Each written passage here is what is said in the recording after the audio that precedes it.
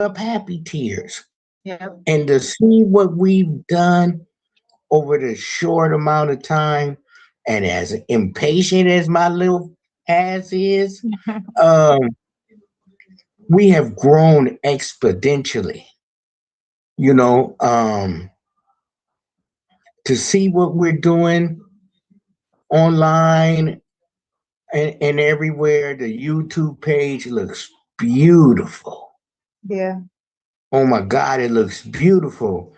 And then I don't know if y'all know this. Um, we're now kind of affiliated in this other family, Okay. tribe nation. Okay. You know, I don't know if you've seen our interview. It was, I think it was in the top three of best interviews Ricardo and I have ever done. Okay. And this guy is nothing like we are. Mm. If I'm picking my words right, you understand.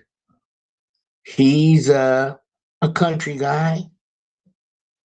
Oh, ooh, country guy. Mm. He said he had been watching me. You know, I've been seeing him like all my posts and stuff. So finally, one day he reached out to me and he says, Heston, I have a radio show and I have a radio station. Now I've been watching you and I'm thinking about turning over my show to you and Ricardo. We're syndicated on 81 different radio stations.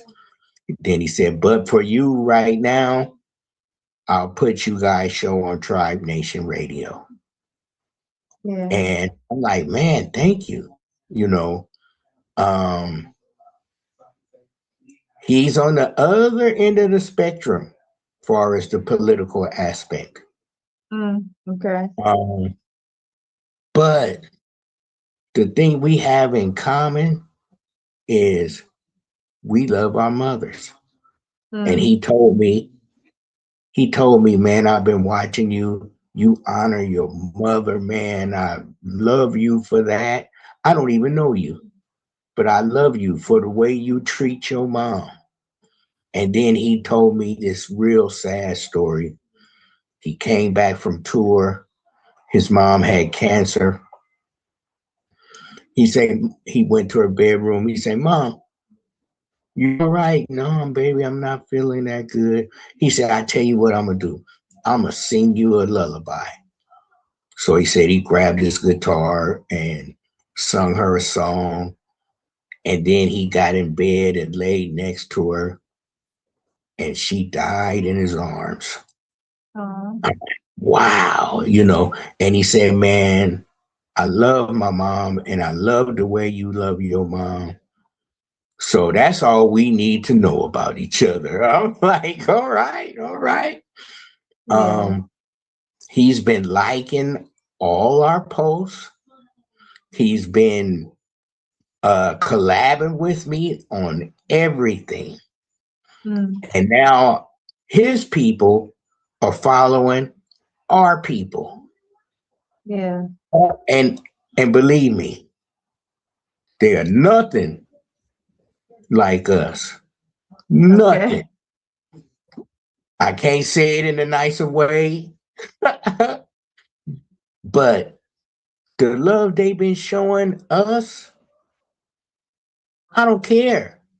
You know, you believe what you Yeah. believe, but if we come together through the love we have for the communities, that's it right there. And you know, I thanked him. I said, man, thank you for inviting us into your community. He said, brother, you ain't figured this shit out yet. This is your community. Mm. What? He said, welcome to Tribe Nation, baby. It's Mm. yours. I'm giving it to you. So that's a whole nother big platform that Yeah. supports getting the word out. Mm-hmm. You know, man, I just, like I said, got out the car and really took a look, and I'm like, Yeah. this is beautiful. And now I Yeah. cannot wait for Sunday. Yeah. Me too. Whoever, now all y'all on this line live in the Oakland area. Y'all know Sunday's the day.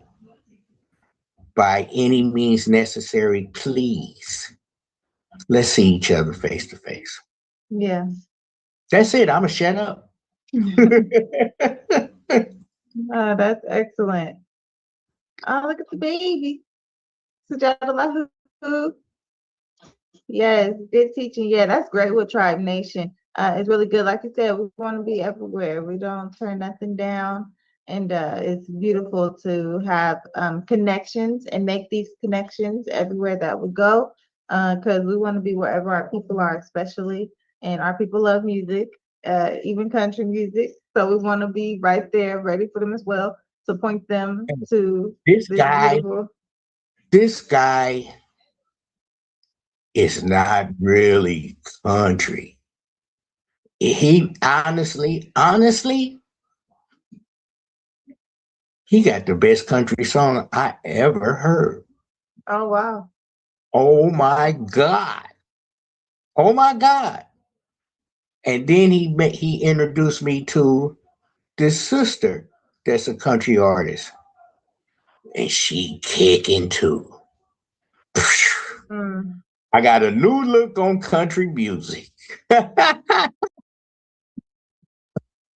hope they ain't watching. Love y'all. That's great. That's great, Uncle Head. Excellent. Thank you so much for sharing that with us.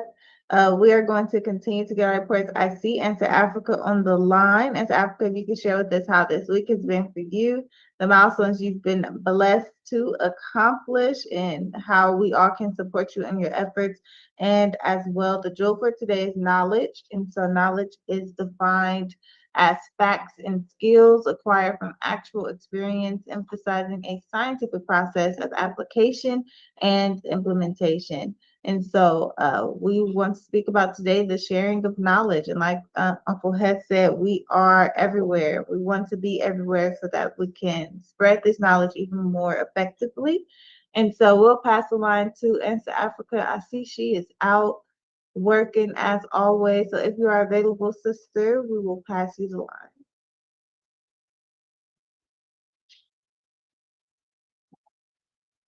Oh, is she gone? I think she's He on the phone. always working. Woo Yes, boy. yeah. She really be out there with the people. That's one thing I look forward to is a massage. Everybody who wants a massage needs to be there because Answer Africa Mhm. with the healing hands is going to be at the event. All right. So let us continue. Prayerfully Answer Africa gets back on the line. I know that some of our members, prayerfully more members, get on the line and are blessed to share with us the work that they have, that they are doing, that they have been doing. The beauty of what we're building here is significant. And so we want to go into our discussion for the day. The jewel of today is knowledge. And we want to speak about knowledge and what we are learning from the work that we do in the community. And so I'm going to pull up the clip that we want to show, that it just expresses to us the importance of having this knowledge for the community. Let us get it here. And today, this jewel, let's define it again.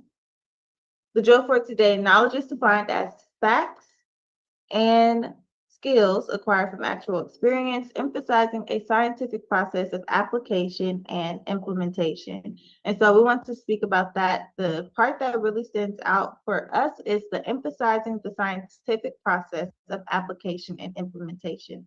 And so that suggests that we are emphasizing the process, the step-by-step process of applying knowledge. And that's what we want to do is we want to teach people how to apply what they're learning. So at our flagship event, we have guests. We have guests at our event. We have workshops at our event. So each workshop is, of course, based on one of the 12 jewels.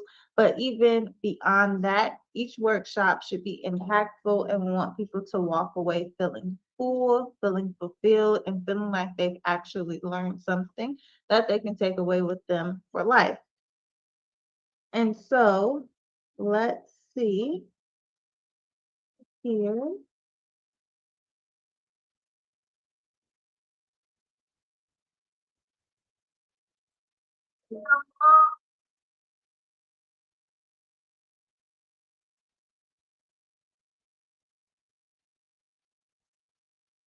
Okay, I thought I heard something.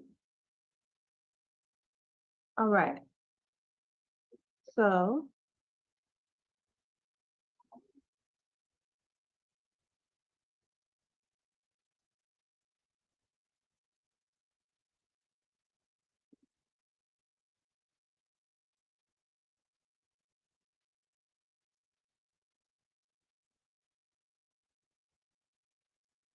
okay, so along with Ibrahim, which is the online platform that we are building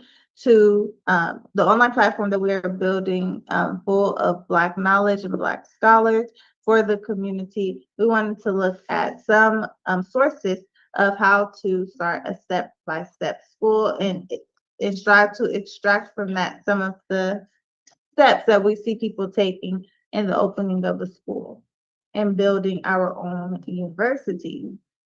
So we have two links. Let's see how they go. Of course, these are Black women, which is the key here. So we are going to share 1 second.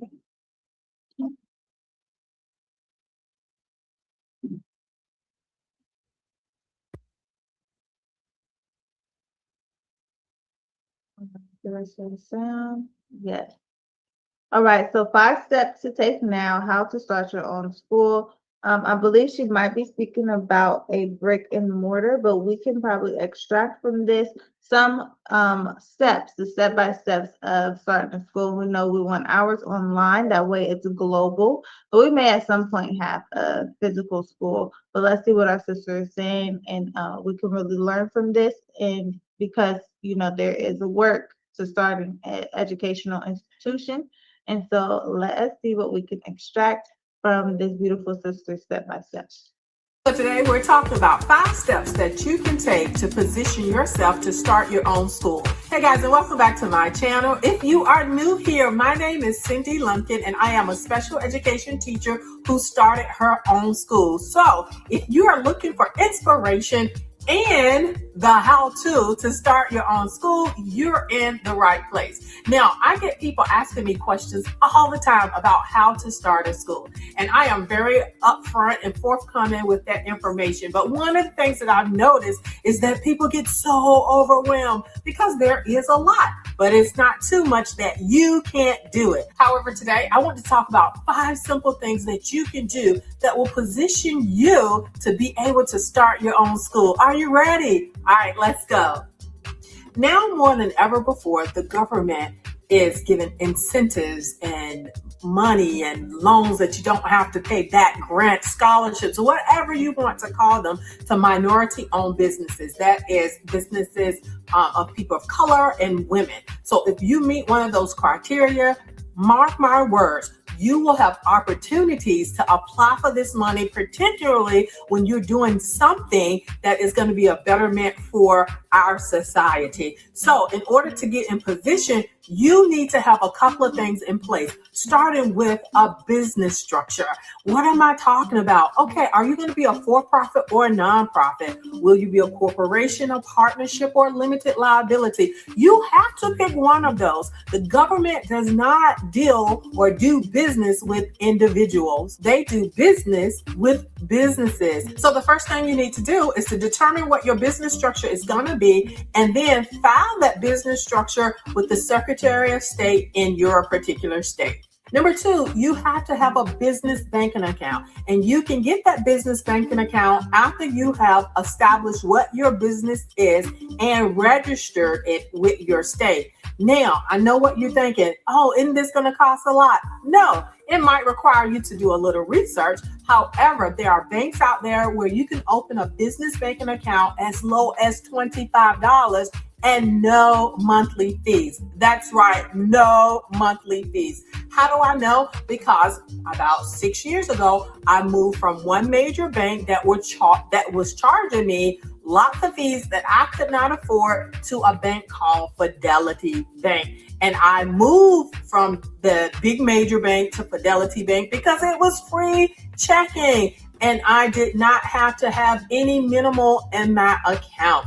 And I have been with that bank, I believe, 6 years now. And matter of fact, I have seen it change name. It's no longer Fidelity. It's now Ameris Bank. So I don't know if that bank is where you are, but I am positive that there are banks out there. And sometimes it even just requires us to go into the branch and say, hey, new business, I need a free account. I do not have the money to pay monthly fees. What you have for me, okay? So you might have to do a little legwork, but you can do it. It's out there. Trust me. Number three, you're going to need a statement of impact. Now, what is that? You need to write up a description of how your business or product or whatever it is you're doing business as, how it impacts the greater society. You are not going to get money from the government or just about anywhere else that you don't have to pay back if all of this is to serve you. So particularly, we're talking about opening up a school. So your impact is whatever niche you're going in with your school while you're opening up your school. And I'm speaking as a teacher, and we know the state of education right now. I know that you can write up a brief description of how your school is different from whatever school or whatever private school, whatever charter school, whatever public school is surrounding you. So develop that statement of impact of how your services are going to be a greater good for your community. Number 4, when the time comes, file taxes. Now, once again, I keep telling people that because you guys are following me on this journey, you get to bypass some of the mistakes that I made. Okay. So I actually had a nonprofit probably about 9 years ago, and I've only had my school for 7 years. So it took me a couple of years before I actually opened the doors of my school, but I actively had a nonprofit that I worked. Now, did I have a lot of money going in and out of my banking account? No, not at all. And I made the mistake of not filing my taxes. I said, surely the government doesn't want to know about how I spent this lousy $100, right? And they didn't, but I still had to say, hey, all I had was a lousy $100. And I don't even know what the form is right now. I can't remember it, but it was just a postcard that all I had to do is check a box that said I had this much money or less for the entire year and sign it. And I didn't do that. And it put me at risk for getting my nonprofit yanked. Thankfully, I was able to say, we're so poor, I don't have enough money to go and hire all of these people who know all this information. Basically, I did not know. So anyway, I got it back. So you need to file your income taxes no matter how much money you had or how much business you did, because a lot of times when you're applying for grants or these types of loans that you will be given, they want to see some financial statements, right? So a little bit is better than none. Go ahead on and file your taxes. Now, the fifth and last thing is I have a small Facebook group of teachers and parents who are interested in starting schools. I welcome you and encourage you to join it. Now, don't just join it, come in and engage. Ask questions.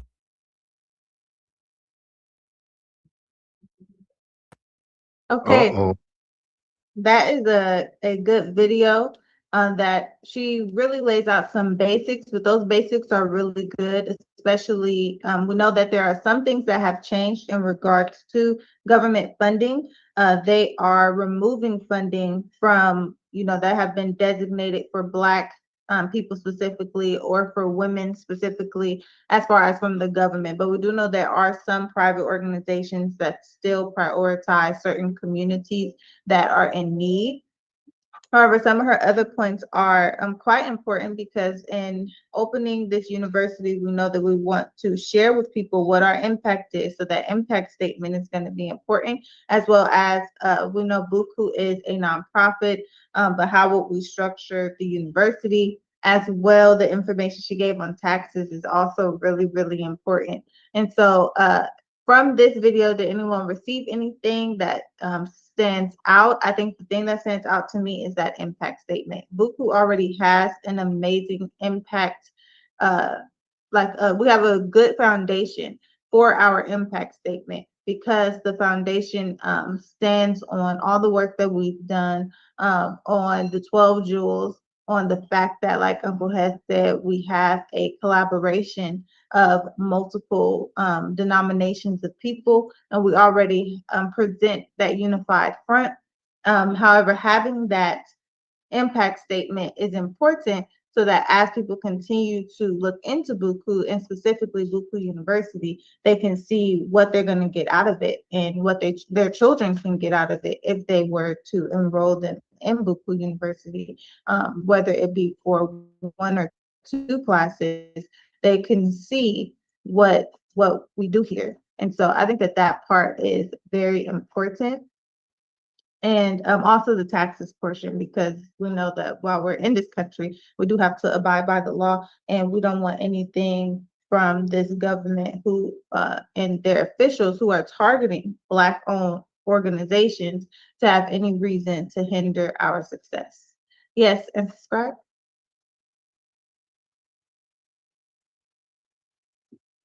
Oh, you're muted. Yes. Yeah, I think something that's key is the beauty of what we do on the impact statement side. When you mention the fact that we and this was illustrated by Answer Demise in his opening, the benefit of us and that unified approach, the beauty of it. And Heston also illustrated it.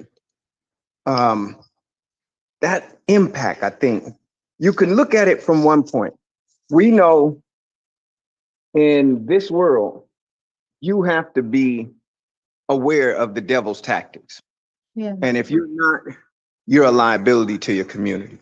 If you don't know that devil, you need to stay away from them. If you know devils, you know their vulnerabilities, you know their tactics. Some of them can come in and be a great aid. And the messenger said, once you get this knowledge, you should be able to wrap the devil around your pinky.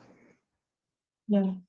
But the impact statement, just imagine a radio station, Tribe Nation, and being connected to a host of, alternative minds, right? Good answer. From the Caucasian persuasion, or maybe from the MAGA perspective, or what have you, there's always been some degree of agreement and disagreement between all communities, even between us and white folks. They may say, hey, look, I don't want you messing with my white girl. I'd be fine. You keep your white girl. I don't want you messing with my Black woman. You know, so we got an agreement right there, right? Yeah.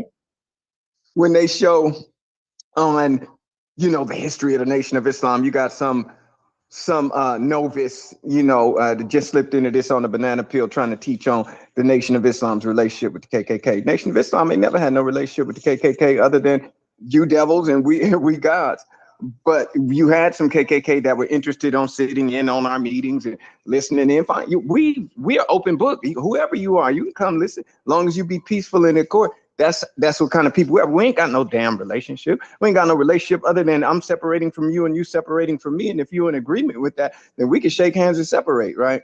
But you know, I think that you need to have your own. I have no problem with you going over there in the bottomless pit of Europe and doing your thing over there. Leave Africa alone.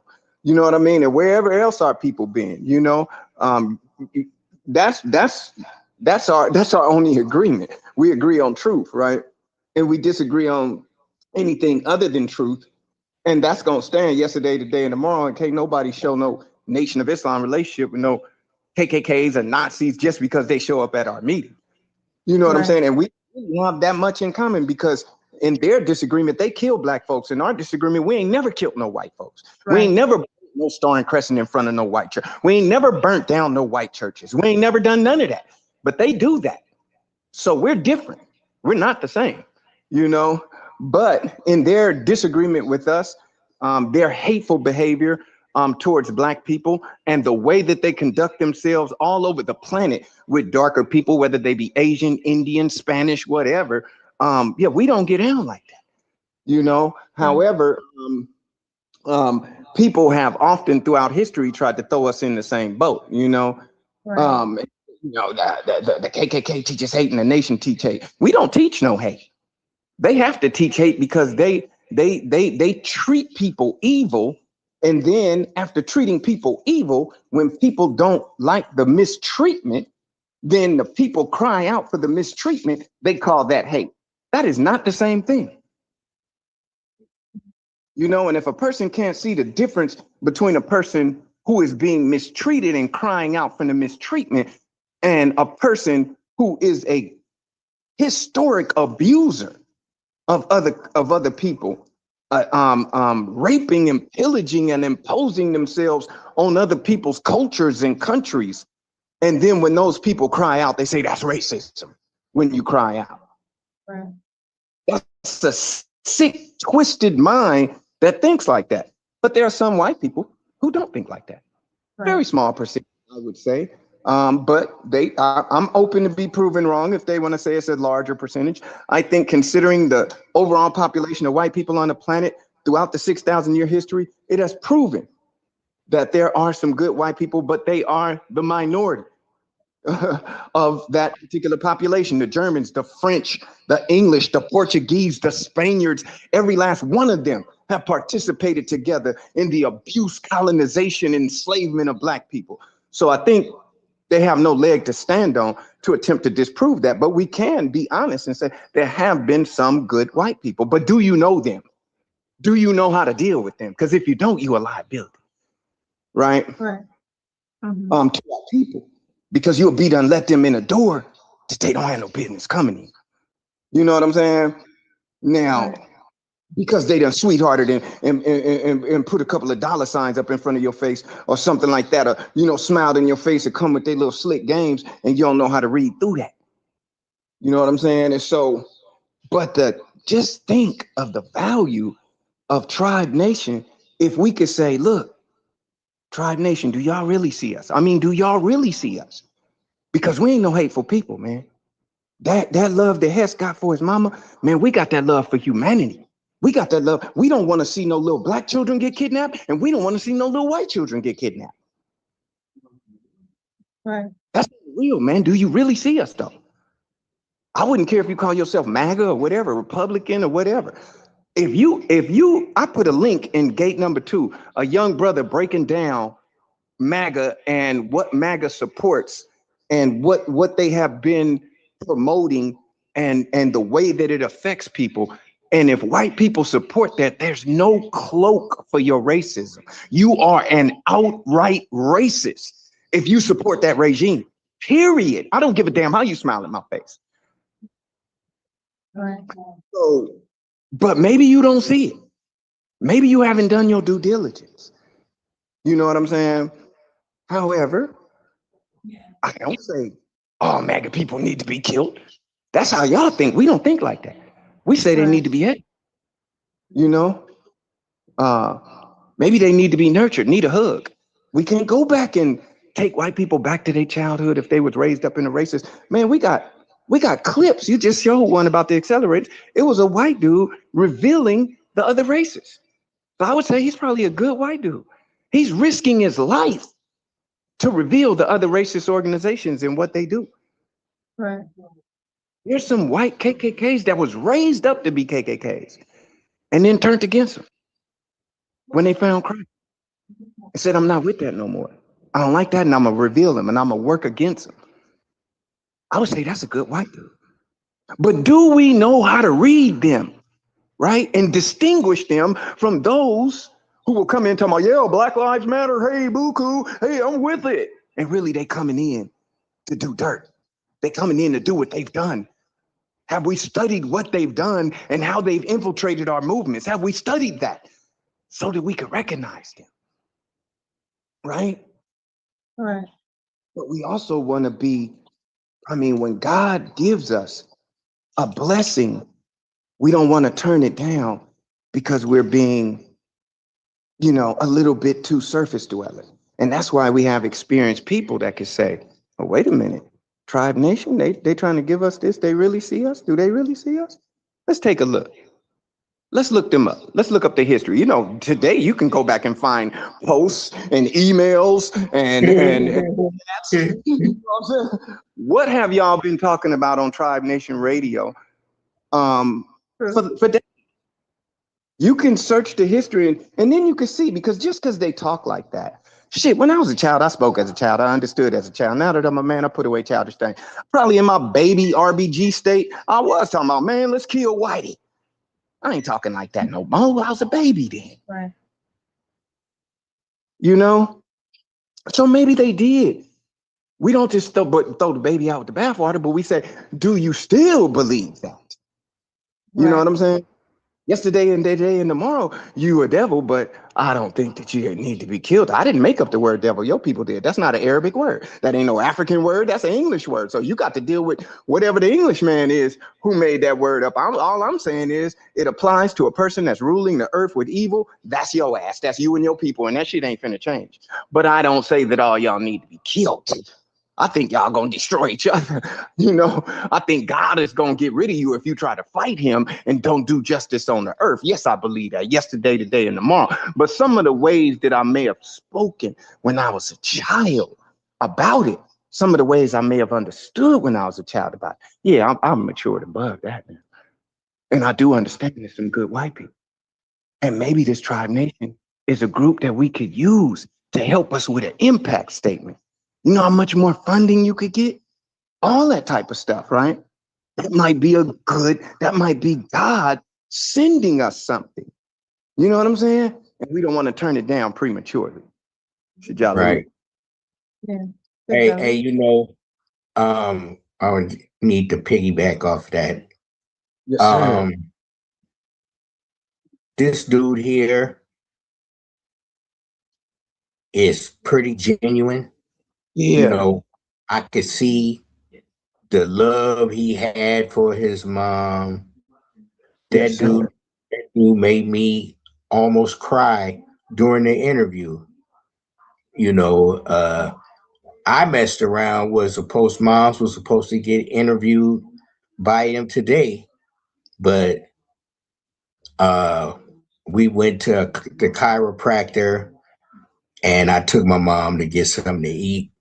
And as I was walking into the restaurant, he called, are you good for 12:30? I'm like, oh man, I'm sorry, I apologize. So we rescheduled. But he's inviting us to Nashville for this big event in October. Yes, sir.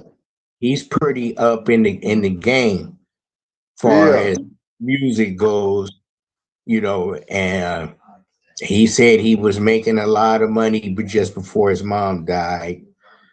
Him and his co-hosts look out for us, take care of us, make sure we get our lineup right in the music. He's played BUCU and Nauru. You Yes, know, sir. we've been with them for about 6, 7 weeks now. So that goes to show what they've done. Um, I'm leery of a lot of them. I am. You know, Yes. I'm not gonna lie to you. I'm leery, but he is the man. He is the boss. They all worship and follow him, and he love us. Yeah. And for him to repost all the stuff that we've been posting Yeah. shows me his Yeah.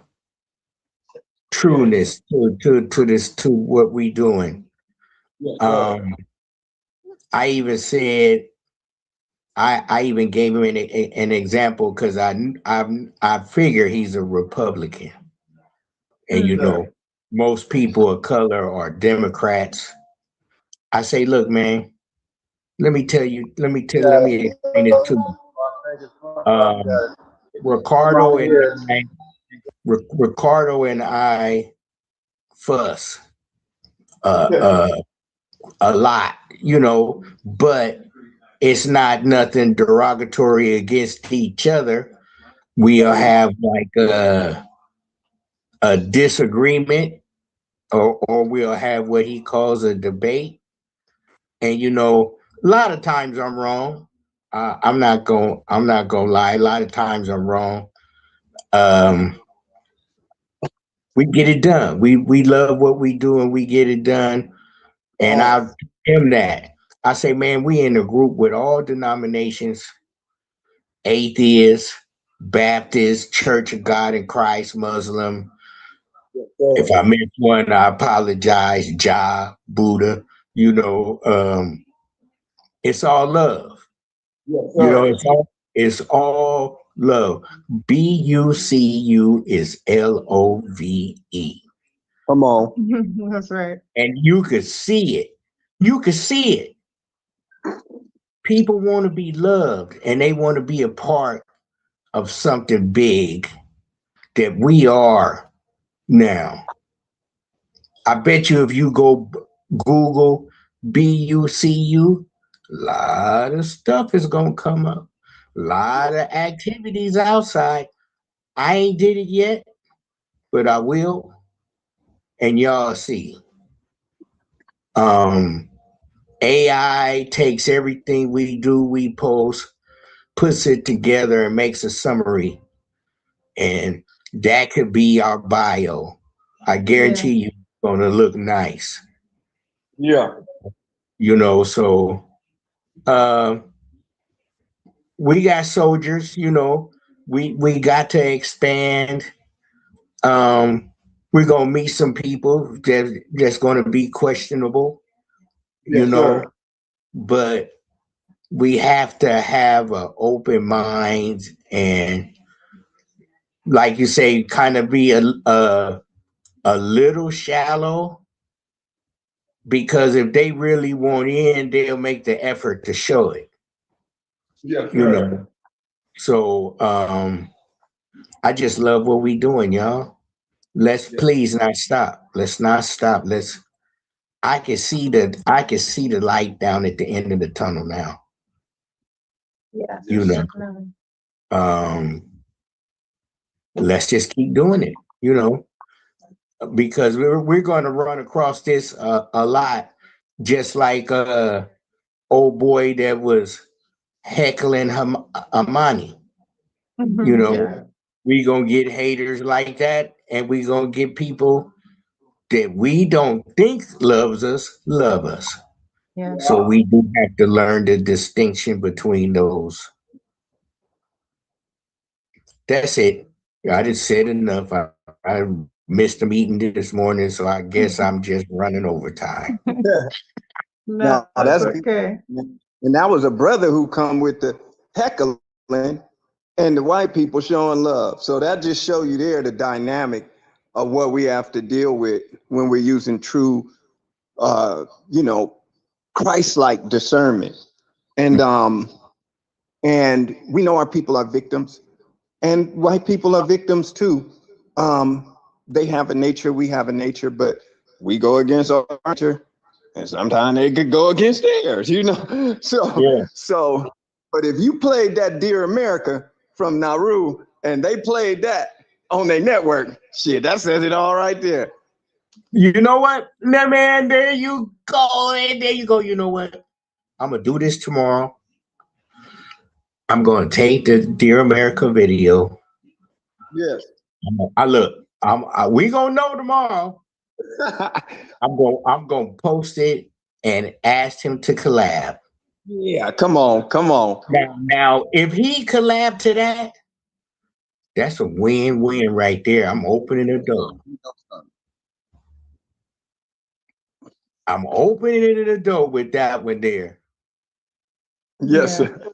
You know, yes, I'm gonna send the books with Ansel on them, so when they fly out, they'll have the copies with them.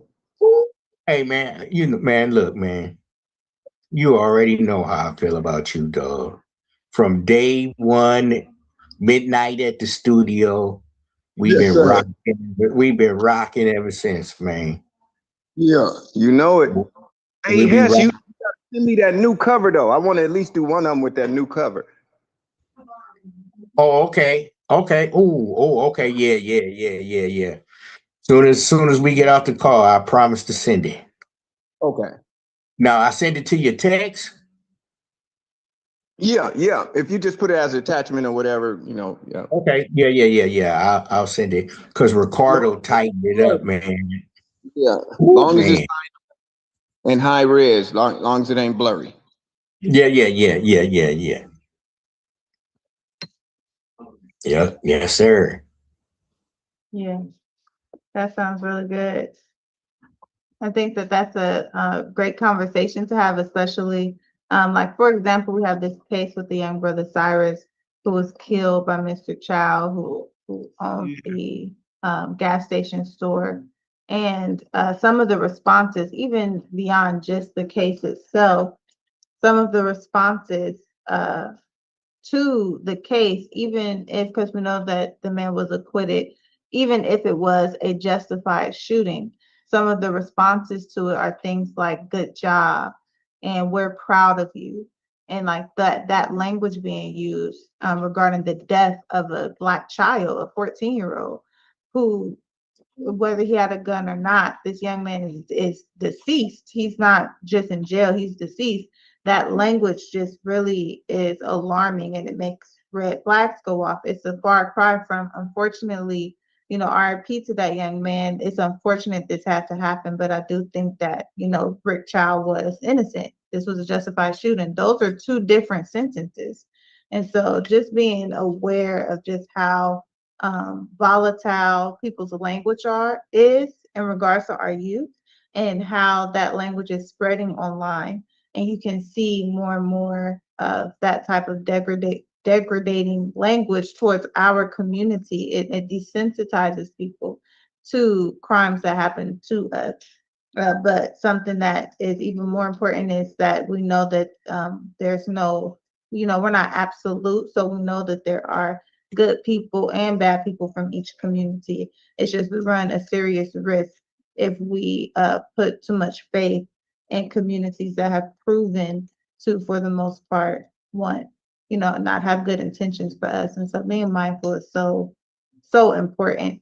And it's important to teach our youth to be mindful and teach them how to guard against, or how to recognize when someone is even on a micro level, being dangerous to them. And so I think that that's a great conversation. But even in that, we know that not all white people are racist. Not all white people individually want to do anything to anybody or want to harm us. We just have to be mindful. Yes.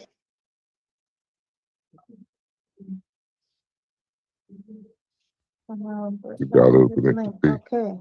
Yes, Mr. Granite. Yeah, in that same statement, we got to keep in mind that not all people are racist against us is white. So Right.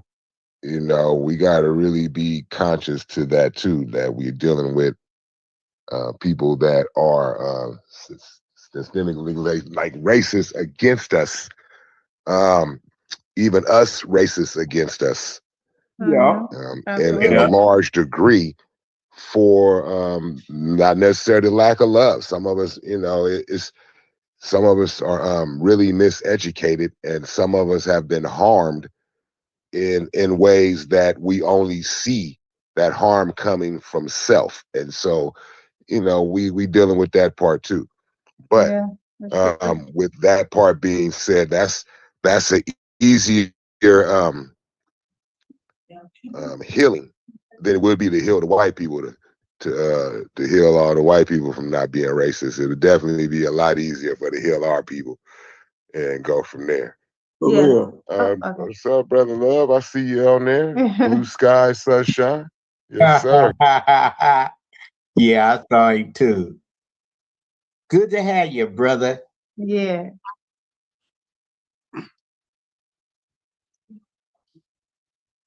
Yeah. Okay.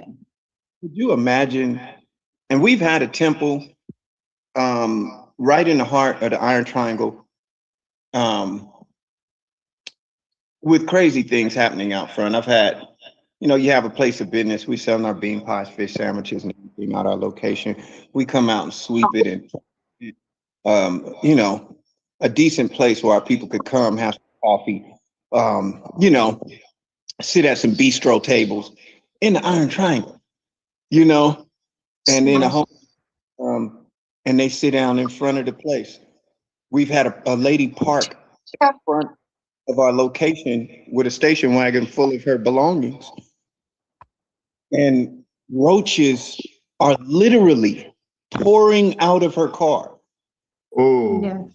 running into our facility. We had to go and, I'm sorry, man. Could you please park somewhere else? You know, it almost seemed like you're insensitive to your people. No, no, we want to offer you a bowl of bean soup, some ministry if you'll receive it. Islam is not obligatory. You know, you got to catch them in the right time at the right mode when they're open to talk or discuss. And until then, you just want to make them feel welcome. But the roaches can't come running out your car up into the location. We had a lady sit there, just sit with her back up against our entryway gate.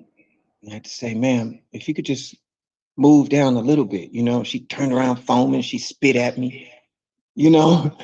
I was like, "Man," you know, dealing with our people. Now imagine a little white boy. And I just seen a brother, just yesterday, I seen a brother, he like you know how they be nodding on fentanyl, like bent all. mhm. He's sitting out in front of Burger King. I look around because I'm looking at him and I'm like, how am I approaching? Because I wish I had something I could give him. You know, I'm trying to think of a way to approach him. Say, bro, you know, how are you? How are you? Right. Yeah. But I turn around, it's a white boy, a little dirt bike. He's sitting across in the other parking thing, doing the same thing. Both of them nod. The little white boy. I'm like, wow, you know, this thing. You see zombies, white and black, off this fentanyl. Whole little areas of them, and they all nodded out. This thing is affecting, you know, they of course they try to dump it on our community, it affect their people too. But you know, imagine me coming out from the temple and shooting a little white boy because he's hanging in front of our spot. And maybe I think he stole something. There's no way. I don't care you black Muslim, black liberal revolution. That dude was just a homeless dude, man. He was just sitting there. He off drugs, man. You just came out and shot him? Well, I asked him to move. He spit at me.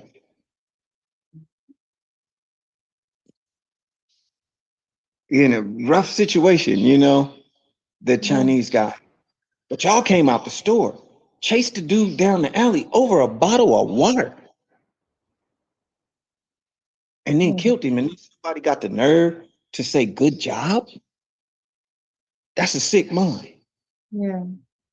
that would say something like that, you know? And you want to know who they are so that you just like, yeah, you and whatever community is pushing this good job, y'all got to aim, y'all got an objective.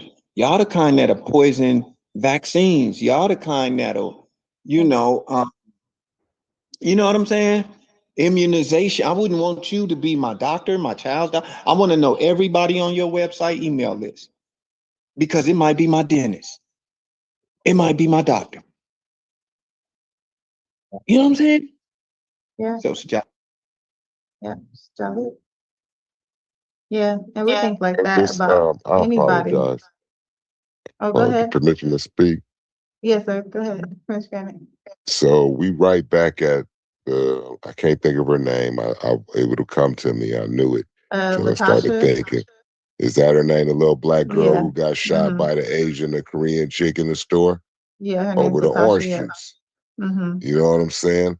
So, we know that we got family members that's married to Asian people, and we got family members that's part Asian and all that. But in that same breath, a lot of the Asian community is just like white people, and they see us just like white people. And so they need an education part too. But at the same time, man, they very, very racist against not only blacks, but they'll accept white people to a high degree, but they don't murder white people. Right. And so we see that going on a lot, just in the community of how the police deal with white people.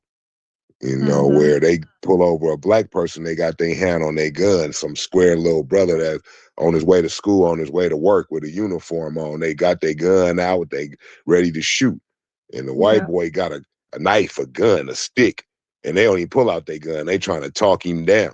So, it's the racism of the mindset that's developed here and how they punish us with violence, through just the little bit of things. And so, it's come to a point where it's going to be a justice. The scales will even themselves out. Unfortunately, for a lot of others, there has to be a day of reckoning. And so, no matter who that is, what that is, and we got love for everybody. If you really look how our community is, we got love for everybody, but everybody don't got love for us. Right. So we need to stand on ground and on true business for those who do got love for us, respect and honor those and help those people out first. Because if we elevate the ones who got love for us, then we'll have more love and spread that out bigger. But if we keep trying to love on the ones that got hate for us, then, it's like a diminishment of power. You keep on, pouring and pouring, is diluting your energy, instead of taking that energy and combining it with a better energy and a more powerful energy, and then putting that energy on that dilution of pain and suffering, Sajala. So Jolly. Good teaching. Yes, Uncle Hess. Now y'all, now I know about the Asian and all that, but the story is still developing here in Fairfield, where the white cop straddled a teenage boy of color or young man, struck him with a closed fist, with his head on the asphalt. Now he's got, times. he's got a concussion and all that. He's terrified now. And they said, "Oh, she's going to be reprimanded. She's on assignment somewhere else." Last week, they showed her snatching somebody out of a car window. Yep. Oh, young white girl. Yeah. Oh, you seen it? Yeah. They let her get away with it with the young man only due to the public fussing and complaining. Did she get reprimanded? Right. If no one said nothing, she be still doing it. Yeah. So it is what it is. Yeah. There's a complete plot to desensitize people from the harm that's happening to our community, which is really dangerous, but we know it's on purpose. So we really have to advocate for ourselves. So any suspicious things like the young Black girl who was found hanging in the back of a church after being missing for 10 days, they ruled her death a suicide, which as the Black community, we're of course like, well, no, that is suspicious, but the police are refusing to investigate and they ruled it a suicide the same day.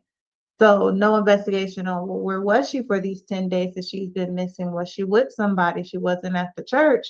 So, we have to really advocate for ourselves and that officer, because she's responding to a school fight. And these youngsters are not stopping the fight. So she's able to get him down on the ground. It just doesn't make sense for you to then proceed to strike him in the head multiple times. And even with the young white girl that she dragged out of the car, the white girl is taking her time, not getting out the car, not following directions. But this woman then grabs her by her hair. Like, police are trained on how to pull someone out the car if they have to. It's part of their training. So she does that. She's doing it. And then she just maliciously grabs the girl by her hair and pulls her by her hair. That's not part of your training. And so you are now a danger to the public because you have too much power. You have the power and the right to commit these acts and get away with it, and you clearly have no control. So she should be off the street. She shouldn't be a police officer. And the comment sections are really, it's really where you see the common individual, and a lot of them can be bots, but those bots are being used for a purpose, and it's to spread a certain way of thinking. And the way that these bots and these people are responding to these crimes, especially if it's a Black person, is making light of it or completely commenting that this is justified because Black people X, Y, and Z. And for the most part, that's not true. Because if you are anywhere, you see white people commit an extreme amount of crime, Asian people commit crime in their community. However, you're still seeing this bias towards the Black community.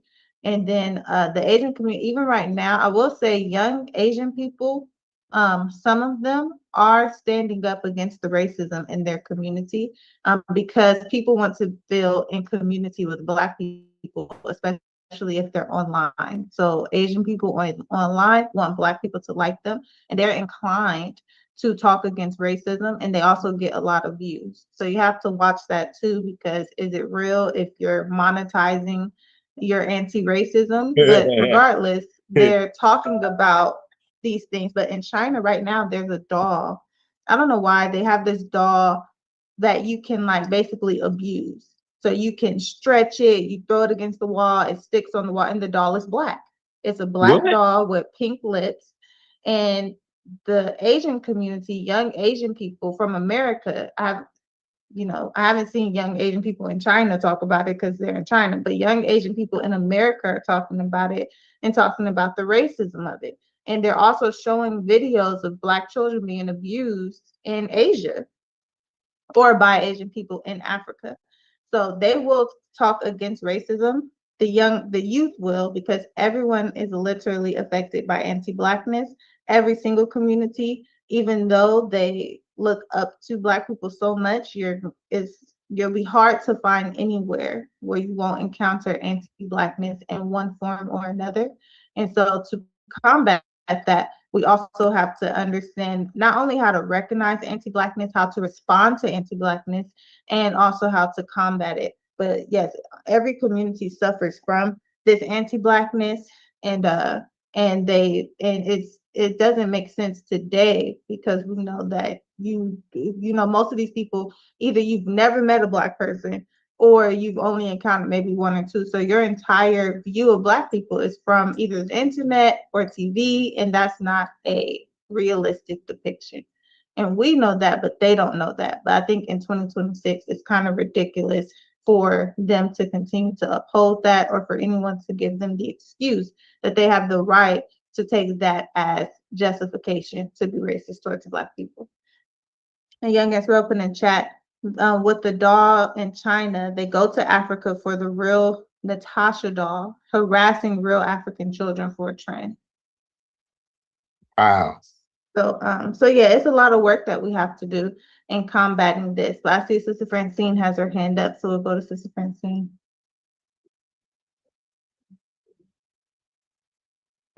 Yeah, I just late coming in because I locked myself out, and then I realized I could probably try a locksmith company, and it wasn't that hard for them to get me back in. I had two Okay. locks and a deadbolt, but it was a little creepy that it only took him like 3 minutes to get the lock open.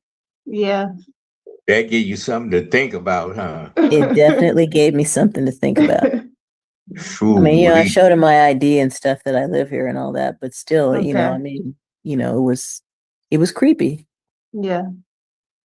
Yeah. So, all right. Then he wanted to charge me $160. I said, your website says 20. And he said, oh, that's just the a fee to show up. And he said he'd have to look at the lock. And I said, how long is it going to take you to open it? He said, just a few minutes. And I said, okay, I'll pay you 80. And so he goes, oh, okay, all right. And then he asked me to put give him a compliment on Google in exchange for a lower price, so it was messed up. Then I couldn't remember my password to get into my Google, and he said he said I can type in my own compliment. And I said, What? this is too much. It didn't happen because I couldn't remember my emails password and stuff. I was just like, I'm done. I'm not standing here for all this, after I paid you $80, and then I got to watch you give yourself a compliment to yourself. People are hustling. It's getting hard out here with these jobs. And then they put me on this service, which I don't like, which about 3 people tried to call me, and they tried to say they were the first one that was dispatched. And they put me on some kind of service where these people were just picking up the next call. So he told me not to answer the phone to the people that I didn't know. He said, oh, they do that all the time. But I don't like the fact that other people know I had to have my lock work done. Right. And they've got my address. So that's messed up. Yeah. Anyway, I'm in here, and my the latest is, well, I finished the training, the first seminar with Ansar Muhammad, and they did a lot of like distance ancestral type stuff on the first day, and I just couldn't get with the anatomy. She didn't have instructions, and she said she thought about it a day or two before, but she didn't do it. And so I just really kind of felt a bit lost in the practice because I couldn't visualize where the organs were based on what we were doing. Okay. And so she's supposed to send us some information on a day or two. And I just hope it's in there. Otherwise, I'm not sure I want to take it. So I mean, I could do a distance practice, but not that type of elemental one or a somatic body, tracking people's their feelings and their around their body and stuff like that. I can do that, but this one involved a lot of anatomy, and I really she was calling it out when she was doing the demo, but I really couldn't do that because I didn't even have a diagram to visualize it or whatever. So I hope she does a little bit better. And let's see. So yeah, there was a point in the workshop where a lady spoke up and said she wasn't sure she should be there because she came, if she didn't consider herself BIPOC, that she had maybe 5% African or something in her. I don't know. Maybe she did some sort of, she said we should do a segment of Tuesday show entitled the BUCU Statistic Report. Okay, that's something else. So she said, I don't feel like I don't know if it's right for me to be here. And then our teacher is half Kenyan, half Jewish.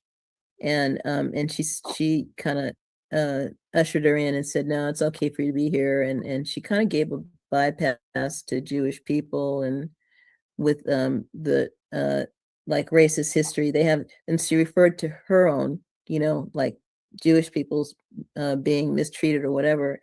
And I just kind of thought that was cop out, because there, I did get this pamphlet by that was brought to that was Louis Farrakhan hired some scholars to put together, to research and put together the Jewish history of racism and Yeah. involvement in the slave trade. So I actually called the bookstore and said, where did they get the information? And the person in the bookstore said, well, he found that actually most of the resources that they got, because I looked at an interview of him with it too, and he said, I didn't do the research. He said it mostly came from Jewish rabbis, from diaries, where they admitted involvement in the slave trade, or they were discussing it, amongst themselves. And so people were referring to him as being, racist for that. And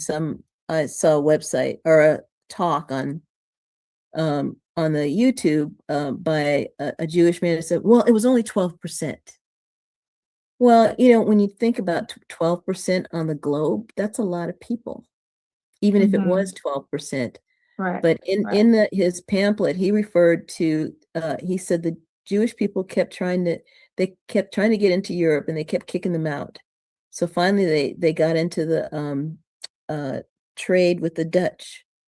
And that's how they were able to get into the trade route. And so they said there was a small island, and they said on this small island, most of the people were Jewish on this island, and they said each family or home had at least 4 slaves. And so I'm like, wait a minute, if you do the math, when I thought about it, I'm like, that's a lot of people. And they also wrote that they were involved in, if 6 slaves couldn't be sold and they were off the ship, they would nurse them back. If they could nurse them back to health, and they resell them, they'd sell them. So that's kind of cruel fare. You're going to nurse a sick person, bring them back to health, and then sell them back into slavery. So they were involved in, I didn't read the whole pamphlet, I have to say, but I did not feel comfortable, to tell you the truth, with the lady there. I'm talking about it here. I couldn't talk about it there, but I really felt her, what the teacher described. She said, this is why when we go to them, she said they have a coldness, or something. They're ancestral, and some of them have been traumatized too. And she said they have a difficulty navigating their way around Black bodies, or BIPOC bodies. So I'm like, well, I could feel her the whole time. I could just feel this coldness, like I was in the refrigerator. And I mean, she was a nice person and stuff, but I respect her for speaking up and saying, I don't know that I should be here. Whereas the teacher was trying to get her there. I could respect the lady that she spoke up about it. So there you have it. That's what's going on. And I decided not to speak too much into the space, because I kept getting passed over. My hand would be raised up, and I had my hand raised a long time, and she would take 3 or 4 people. And then when I was called on, I said, I'm noticing that I've been waiting a long time with my hand up and stuff. And she said, well, I told people that you could speak spontaneously during the question and answer, or she would call on people. And I decided that was felt like a setup for me, because each time, if I'm doing that there's a kind of expectation that you're going to call on me. I asked her if we could have a little more order to that. And then she came back and said, I will be the one to decide who's called on. And I said, okay. I said, and then she asked me if I had something to say. And I said, I've decided not to speak in this space. So, it's not a we, it's not an I. So Joy DeGruy did some research, or other scholars did, that in most countries around the world, except Europe, they don't say I, they say we. So she referred to having taken that, or read the book, or maybe took a training or workshop with her. And I've been redesigning when I write for my art or storytelling. I've begun to take the I words out, Okay. or put in parentheses we, to give a person Yeah. the choice to say we or I. So Yeah. I heard a Japanese woman say that to say I is an insult in Japan. You have to say, if you say I, it's a very serious reason for it. But she said we don't, that's not in our vocabulary. So Wow. so in terms of like unity and community, it's like most of the world, over like 85 or 86%, speak in terms of community. They don't speak I like singular. They feel they speak in a connected way when they're using their pronouns and stuff. And so it is a challenge when I'm writing to do that, because I have to kind of rethink the whole sentence to make sure it kind of like is delivered in a way that's smooth and not rocky.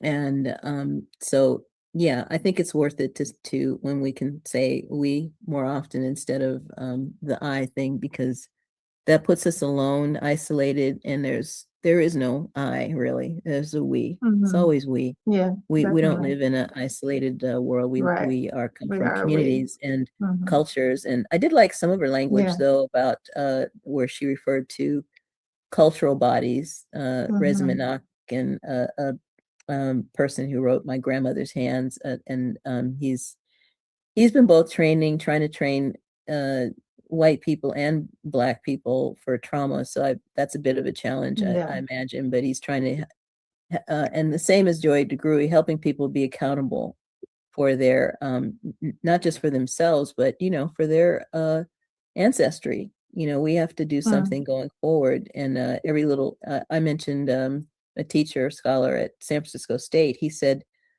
he made some mistakes when he was lecturing, and he corrected himself, and he said, you see, with all the indoctrination, I have to correct myself. Stuff just pops out of my mouth sometimes that just isn't right. And he said, I'm retired. He said, I wrote and taught and stuff. And he said, but it's to you students, the future, that he said, we must try to correct this racism wherever we see it in writing, in literature and stuff like that. And he said, it's your job to keep it going forward. He said, there's a lot of that stuff out there. I couldn't get to all of it in my lifetime, but he said, that's your job as scholars to try to change these texts or whatever, or bring it to people's attention. So I don't know. I mean, they're practically burning books right now in some places. No, it's so true. I don't know, the book. Anyway, so my update on my mom. It's been a week. I haven't been able to see her with my brother deviously got my mother to give him power of attorney for her health.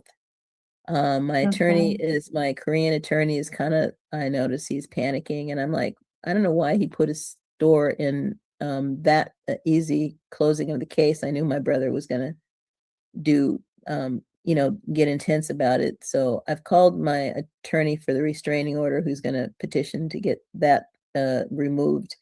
I've asked him if he will take the other case too, because I always thought all along that they belong together under one attorney. So he does.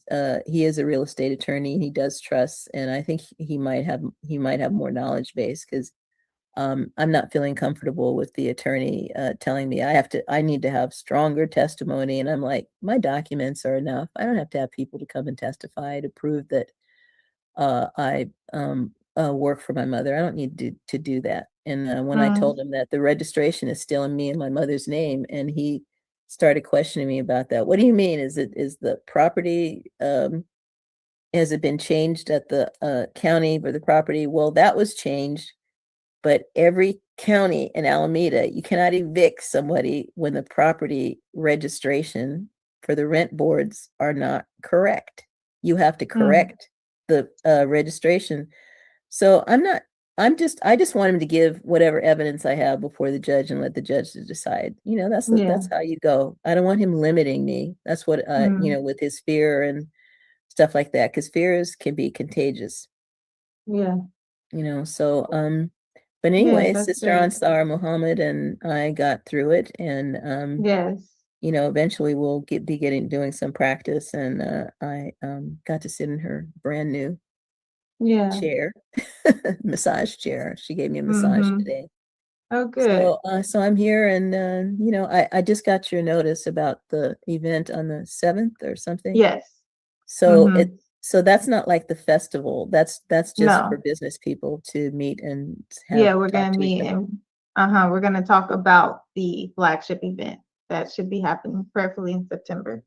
Okay. All right. I'm looking forward to it. That's for me to that's for me to see you and hug you. Yeah. That's what it is. Oh, Mm-hmm. Mr. Cleveland. Thank you.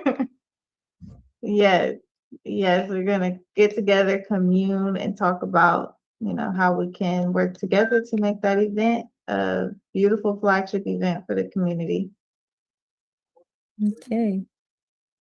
Yes, thank you, Sister Francine. I love the information you gave on the I versus the we. I know in our teachings, in the Answer Muhammad teachings, we also use we instead of I.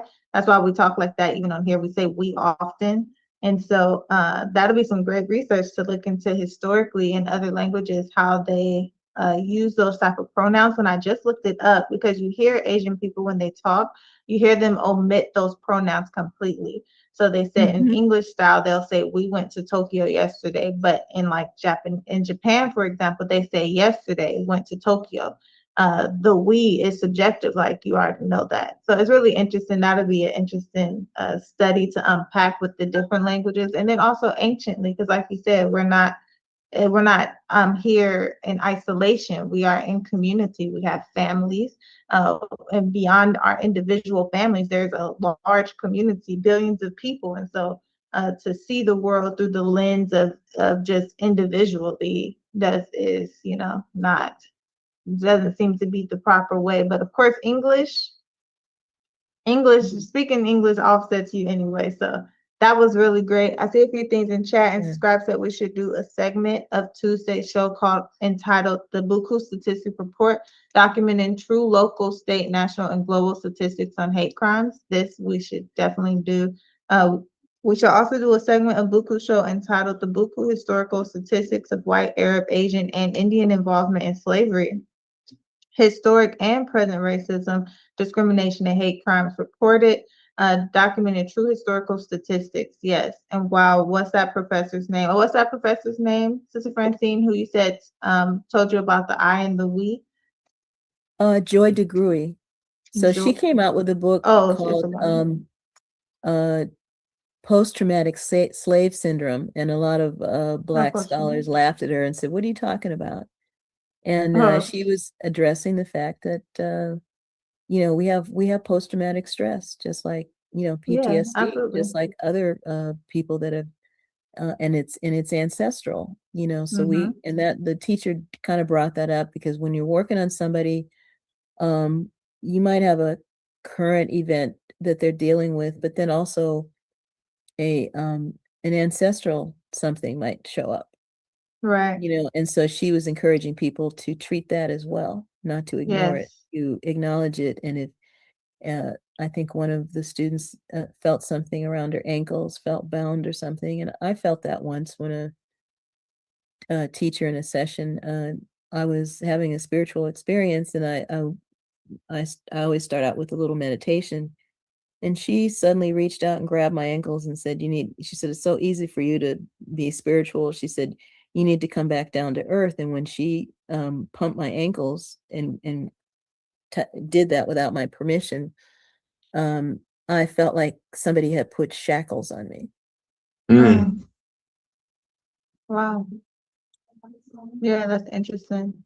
Yeah, we can do that too, because we can document. There's so many things that stem from slavery, subconscious things that we do in our community, superstitions that we have. I just seen a brother talk about splitting the pole.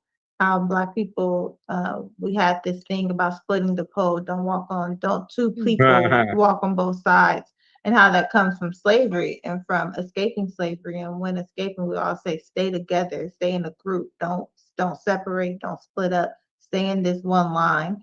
And so there's so many things that we wouldn't even know stems from slavery, the relationship between the Black man and the Black woman. A lot of aspects of it stem from the trauma of slavery. So we can document those things for healing, because that, that has to be part of the healing process. Is acknowledging the harm done to our community. Instead of just pointing the finger at people, we can trace it back. Like, did you know that thing that's so harmful stems from something that was done to you? And here's how we can overcome it. So that's excellent. Thank you, Sister Francine. We do have Brother Shabbat on the line, and we've been having a great discussion about racism and the effects of racism, but also this is for knowledge. Our jewel today is knowledge. And when we have the knowledge of something, we can properly go out and live in our lives aware. And that's what we want. So we'll go to Brother Shabbat. If you can share with us how this week has been for you, any milestones you've been blessed to accomplish, and also your input on the jewel of knowledge and our discussions today. Assalamu alaikum, family. Wa alaikum salam. This week been very beautiful, busy, and thankful for it. I had a class last night, circle class at our Joy, went very well. We was talking about pretty much on the same line. As kind of not so much as strange, but it's very unique and a blessing to see overnight with no one else being there, and all of a sudden that was part of the event, the class last night, even though we have been doing it for this part of the month. But then all of a sudden it pops up like that. I'm like, that's amazing. But then today it's even deeper because it was focused a lot on what was taking place with our ancestors and everything. And for the most part right now, and behind the wall, they force or require individuals to use the I statement, especially at the board. They say you should use I statement. Don't say we, because when we say we or them, they consider you minimizing. You're not owning up to it and stuff like that. But if that's not how it happened, that's just what it is. But then they punish you for it. So when you say I, you admitting fully that it was you, even though it wasn't. But that's what they require. So when Sister Francine mentioned about the ancestors, doing slavery, yes, we're traumatized. I would say, the most victimized individuals when it comes to us dealing with PTSD. It goes so far and continues today. And last night, individuals, one of the questions that was on the table is not redlining. I forgot. He asked a question about was some still taking place, and I mentioned, I'm like, redlining is still taking place. There's certain places you can't move, you can't buy property and stuff like that, which I don't want to buy property, move into your community. One of the commissioners told me that my numbers was too big when I was talking about the numbers of my business. And all of was going off the numbers in society for selling goods and video games and stuff like that. And so I said, so are you saying that it's impossible for a Black male to be that successful, or someone coming from behind the wall, into society to be that successful? Or first and foremost, are you afraid because you don't want me living down the street from you? But let me know, I don't want to live down the street from you either. But what I do want to do is sell or rent you the house that you in. And my attorney tapped me on my leg under the table because I didn't bow down to him, and called her a 5-minute recess and said, I went down in the room and she said, everything you saying may be true, but you can't talk to them like that. You telling them how to do their job and what they have to do. These are people that have Mhm. your life in their hand. I say, Right. well, if they gonna continue to deny me on that, then they're gonna have to, and I just gotta fight in court or what have you. But it's still racism, because you don't bow down, they're gonna punish you for being too strong. Yeah. And it's always been that way because they know we are the ultimate when it comes to strength. There's Yeah. no one else been under the pressure and Mhm. that our ancestors and we still do today.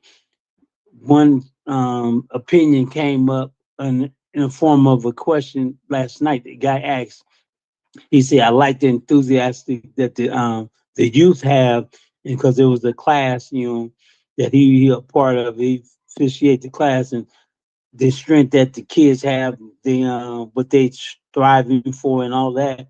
I'm saying that's beautiful. He said, but he would love to see that and hope that they don't have to go through all of what our ancestors and what we going through today. Is it Yeah. lighter for them? I'm like, it depends on how you see it, because I see it as harder for them because it's starting all over again. So think about what our ancestors went through redlining and all of that, and now it's starting again. So they catching it from that end as well. What we already been through and what the white so-called powers that be have already learned from us being able to overcome what they put us under. Now they putting Yeah. it on our the youth. So what we doing here at BUCU and a couple of other organizations that's doing, we must magnify that and continue. It's a good, beautiful thing that we have individuals that can pop on from us live streaming and everything like that. But what are we going to do with the information? How are we going to utilize the information? That's more so for those who outside coming in, because we know what we doing, we know what our plan, we know the direction we going in. But how do they play a role into this? Because knowledge is king. Knowledge is understanding oneself. To know thyself, history is to know thyself. What do we do Mm. with it? How we utilize it? How we teach and show the kids you are the supreme. We have been taught for so long that we have to get our boulder up the hill. That's a misnomer. We don't have to get the boulder up the hill. Our boulder was on top of the hill and they kicked it down, Yeah. meaning we was on top of the hill. We must not only see ourselves as being on top of the hill, you could be living in the street. You're that person there because you have allowed yourself to sit there. Now it's time Yeah. for you to get up and move forward. Once you stand up and say, I'm going to do this and I'm going to do that, you put yourself back up on the hill. Now don't roll back down and keep pushing. Because without forward motion, there's nothing. Without knowledge, there's nothing. Yeah. Without the belief and understanding and the focus of Allah, you straight vanish from existence because there's nothing you can do without him. I don't Right. care what you call him, who you call him, what have you. The ultimate, he control everything. He allow or disallow things to happen. And to understand him best you can will allow us to continue striving and succeeding. And with that, for me, success is him. Yeah. Keeping him first allowed me to continue my success. And I'm thankful for it no matter how hard it may get. I may sound like I'm complaining at times, but this is my success through him, Right. with him, because of him. And Yeah. I'll stop right there. Salam Yes. alaikum. Walaikum salam. Thank you, Brother Shabazz. That is exactly right.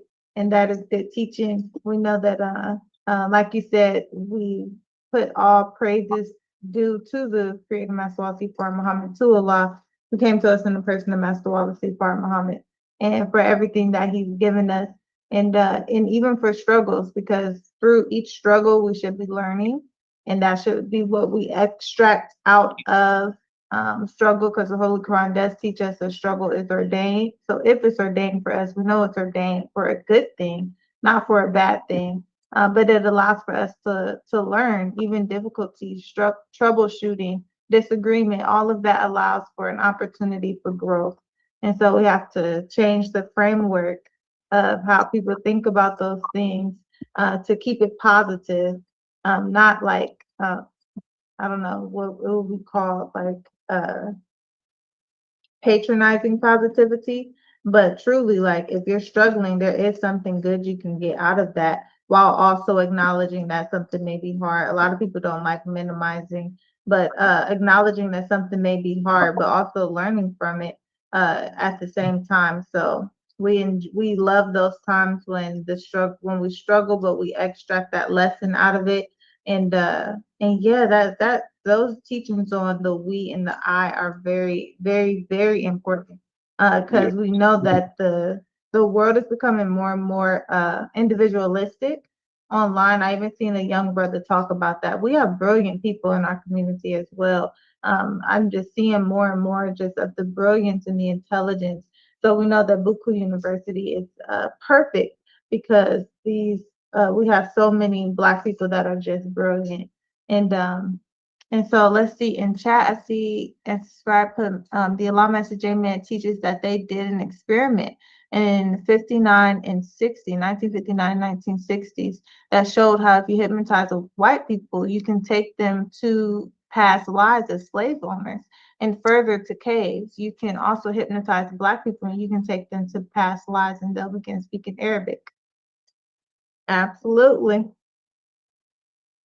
So rehearsing how, oh, go ahead. Permission to speak? Oh, of course you're in it. Sorry. Yeah. I don't know exactly when the experiment was. I thought it was the 50s or 60s. I accidentally hit a 9 instead of a 0. Oh, okay. Yeah, but it may have been even the 30s. They've done some strange experiments, but now with the internet, you can really find this stuff. You find out that white people were actually experimenting with ape genes and with genetics and all of that. All this stuff is coming out now. I put some great clips in gate number 2 of a Black teacher teaching young Black men. That'd be so good to play on here, along with that one where the brother is talking about MAGA, but the one where the Black teacher, it's a little Black baby boy. You can see his face. I see it. Mm-hmm. I had that one open. I think, I had that one open actually. Yeah. Play that real quick. That's a powerful clip. Okay, hold on. All right.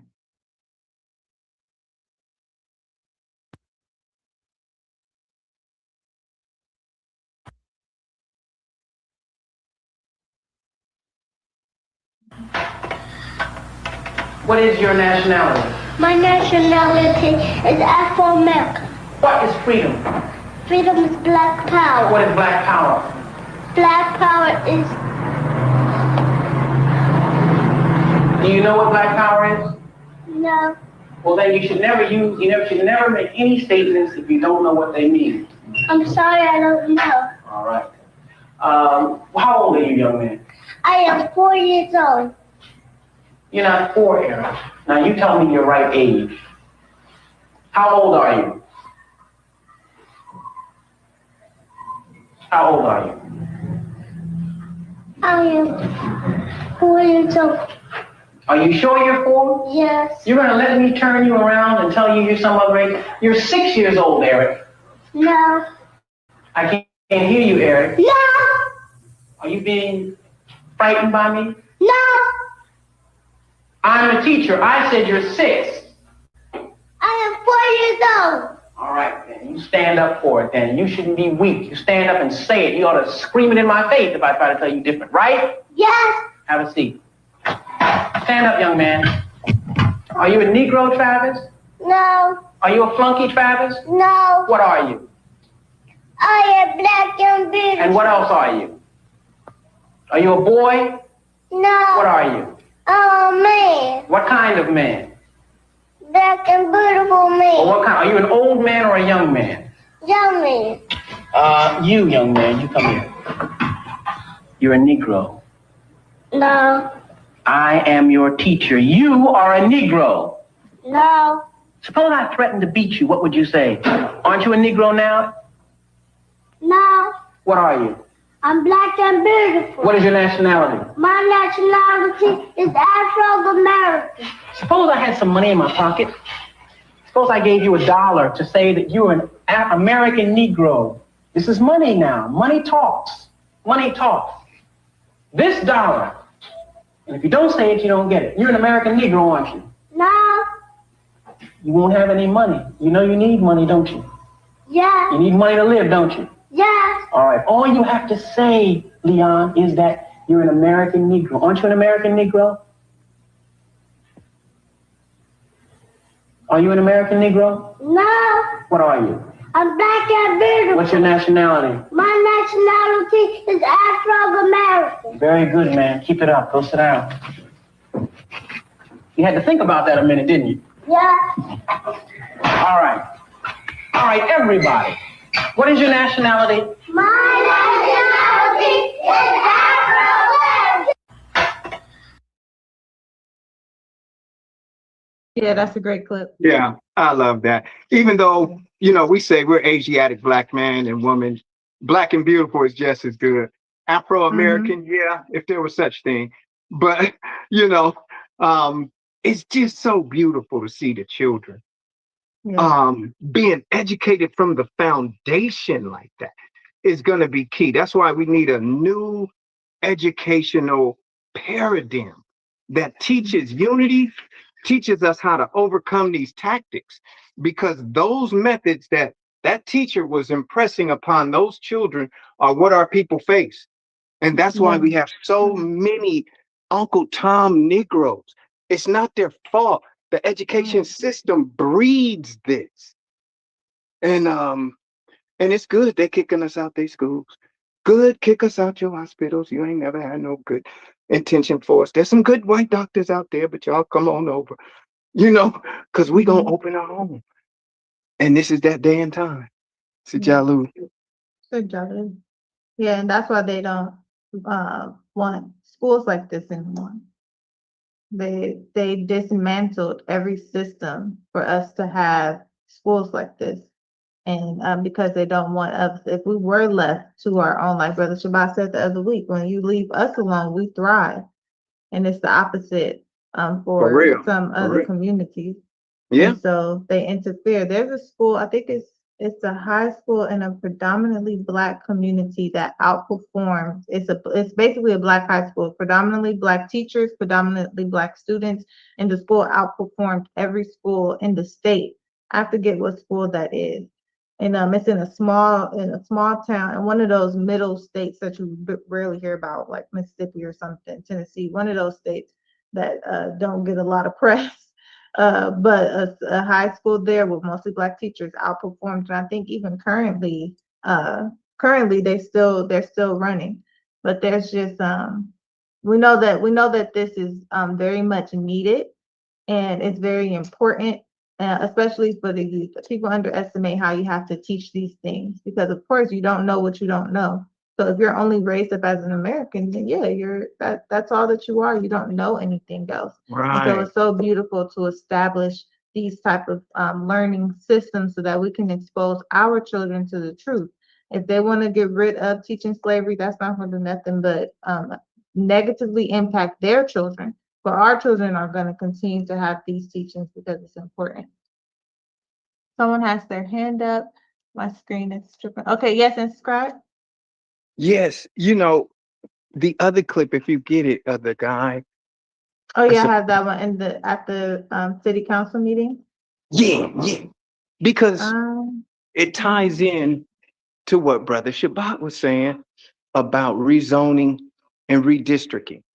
mhm. And it all connects as we get further into our BUCU, this jewel that he's given us with BUCU. This meeting, they'll see, the redistricting of local is similar to the 5 Asia. It's similar to the term minority. Are you a minority? No. Right. What are you? The majority. Why? Mhm. Because it's 4,400,000,000 black people on the planet and only 400 million white people. So you got to teach them real statistics. You're not a minority. You might be a minority in America. You're the majority on the planet. There are 3 to 4 times as many black people or people of color on the planet than there are white people. Right. We learn actual facts in the Nation of Islam, and we teach that to the babies. Right? Yeah. So, what is the area in square miles of the planet Earth? How much is the land? How much is the water? What are the exact square miles of useful land? You know, that is used by the total population of the planet. The useful land that is used by the total population of the planet Earth is 29 million square miles. How much of the useful land is used by the original man, the black man? The black man uses 23 million square miles. How much of the useful land is used by the colored man or the white man? The white man or the colored man, because he colored, because he turned pink. He pink, he turned blue when he gets sick. Turn red when he get mad. Turn green when he gets sick, excuse me. Get red when he get embarrassed. You know, oh man, you the colored man. We earth tone, original. But we're not trying to be racist. You put that term out there. You put that colored boy out there. And then when it reverse on you, you say we racist if we apply it to you. But you really the multicolored person. Blue eyes, pink skin, yellow hair. No, we earth tone. Same color as the earth. That means we come from the earth. That means we're the originals. Just call us original people. We say black because we come from triple darkness. We come from the womb of creation. Not because our skin is black, but even that black skin is beautiful and exotic. And you know you love it. Most exotic skin on the planet. But the beauty of yours for you, though. Ain't gonna say no, ain't no handsome white men, ain't no beautiful white women. Y'all beautiful for each other. You came from us. We made you. Of course you're gonna be beautiful. You got eyes. You got eyeballs on your head, a nose on your face. You got lips, teeth. Of course you're gonna be beautiful. You're made in the image of God. But yours for you, ours for us. You have Europe. Now, back to rezoning and redistricting. What if we, because we the majority on the planet, what if we redistrict the planet? Right. We're gonna redistrict the planet. So you have your day with this rezoning and redistricting. Yeah, we not, I mean, really, you taking our tax dollars and you using them for programs? That's taxation without representation. That's not proper. You taking our tax dollars? We should have the right to defund the police. But you know, we don't look for justice from no devil. God told us we know you from the roof, from the womb. God knew you would deal treacherously from the womb. That's why we have to learn who you are. And we won't be expecting no damn justice from you. We won't be crying out to you. We won't be thinking that politics is going to solve our situation. What's going to solve our situation is separation. Get with your own people and your own kind. When they kick you out, say thank you. Thank you. And let's go build our own schools. Let's go build our own hospitals. Let's go get our own land. And we know what they're going to do. They're going to come try to impose themselves. Because when we leave white folks alone, they start falling apart. They start killing one another. They start dying of sicknesses. And we know this historically. That's why we got to get the historical statistics of these schools where black children, when we turn to our own, educate our own, as the glorious most honorable Elijah Muhammad has on the back of the Muhammad speaks since the 1930s. We want our own schools with our own teachers to teach our own children. We want our own hospitals. We want our own land. And Negroes was fighting that when we were saying separate. They was talking about integrate, and it ain't worked then, and it ain't gonna work now. Politics is not gonna solve our situation. And blending in with white folk, they don't want you with them, but they want your genetics. They want your melanin. They want your labor. And now they got AI for that, so they got no more use for you. So this is the day for us to have our own. We ain't worried about them, you know? And we know when we get our own land, they're going to attack us because we're going to start doing good. You already know what's going to happen. We're going to start doing good. They're going to do bad because God don't like ugly. He do not like ugly. And you've been doing ugly a long time, white man. So when we separate from you, even some of your white folks that got sense, they're going to be begging to come with us. Because they know damn well they got a white comedian. We got to find that clip. That white comedian is like, yeah, you take black people and say, you want to time travel? And they'll say, yeah, you want to travel back into the past? They'll say, hell no. Unless you talk about going back to our glorious past in ancient Kemet. I don't want to go back to no slavery. But he say us white people. You ask us, do we want to time travel into the future? And we say no. Why not, white man? Why you don't want to time travel into the future?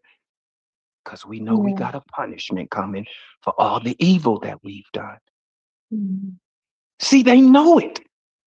And that's why they're like, make merry, drink, and, have your fun. We're the Grateful Dead, grafted devils. Have your fun now. Because when God comes, he do not like ugly. And you've been doing a lot of ugly and trying to shield it. You've been deceiving and killing the prophets. You've been lying on history. You've been deceiving people. You rape and pillage and brainwash people into doing evil like you. Then you point the finger at them and say, see, they just like me. No, you made them like that, white boy. You did that with your music industry, your entertainment industry, your world, your false education, your false religion, all that. You made that, devil. And God knows it. You could play with some of the people some of the time, but you can't play with God. Right. You can fool some of the people some of the time, but you can't fool God. You know damn well you made them like that because you a devil. And so it's the time for us to have our own. But if we redistrict the planet, if we rezone the planet, we gave you a little location over there. And I would love to hear a conversation of some white folks talking like us. I would love to hear some white people saying, we just want Europe for Europe. If all you darkies, all you Africans, why are you coming over here? Go back home. We'll leave you alone in Africa. You leave us alone in Europe. We'd be like, are you sure? White man, are you sure? Yeah, really. Because thank you. I will. Really, you're going to leave Africa alone. You're going to leave us alone in the Americas because we was there. Black folks was there before your ass got there. So you're going to leave us alone in the Americas and in Africa. We was in Brazil, South Africa, and North Africa. The Olmecs checked the heads. We came before Columbus. We was already here in the Americas. We was already in Africa. We over there in India before the British came over there. Y'all, we was there. Go out to China, you got black folks way out there. In Japan, all them people was black too. In Arabia, all them was black folks. So you're going to leave us alone. You go to Europe. Thank you. Let's redistrict it. You can have your Europe. You can have your bottomless pit. You can have your little freezing pot over there. Leave us alone on ours. We gave you a little spot. And really, that ain't even yours. But we let you have that. Can we redistrict that? I'd love to hear some white people saying, and we know that some things have been done by our ancestors to get you guys over here, and they done you guys wrong. And we want to, offer you an opportunity to get on back home. I know it's hard to get back home, and our ancestors mistreated your ancestors, and you don't even know your people's language. And we've been over there. Honestly, we have to admit, we've been over there in your motherland, causing trouble over there too. So, but we'll help. We'll give you some reparations and get you guys back in Africa, and we'll try to help out because we know for hundreds of thousands of years we bled Africa dry of resources to fund Europe. And honestly, we owe you guys reparations on the African continent and wherever we've abused you in the diaspora. So for war crimes in World War II, Japan had to pay back America, had to pay back Europe over 30, 40 years, 100 years. Germany, because of what Hitler did, they owed reparations to all of the European nations. They had to pay reparations for years. Look this stuff up. This is on Google. Yeah.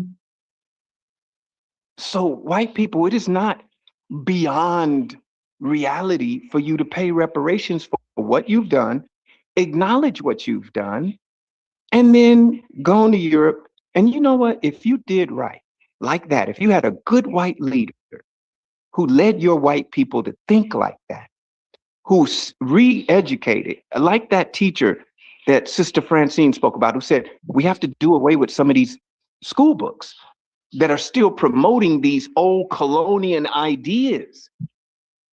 That's why we have nuclear learning at our university, because some of that stuff is in our black on black knowledge and it needs to be filtered out. But, you know, have a white leader. Oh man, can you imagine? They've had white Muslims like that. A white leader who says, I want to do right. I want to be back.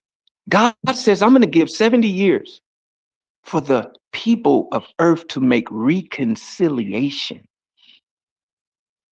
I'm going to give them time because they're not going to be able to say God is unjust when he destroys them.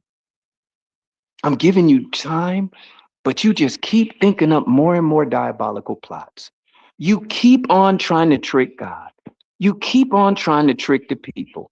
You keep thinking that you can get bigger weapons, and you're even challenging God. Now, where's your God now? Where's your ally? Yeah.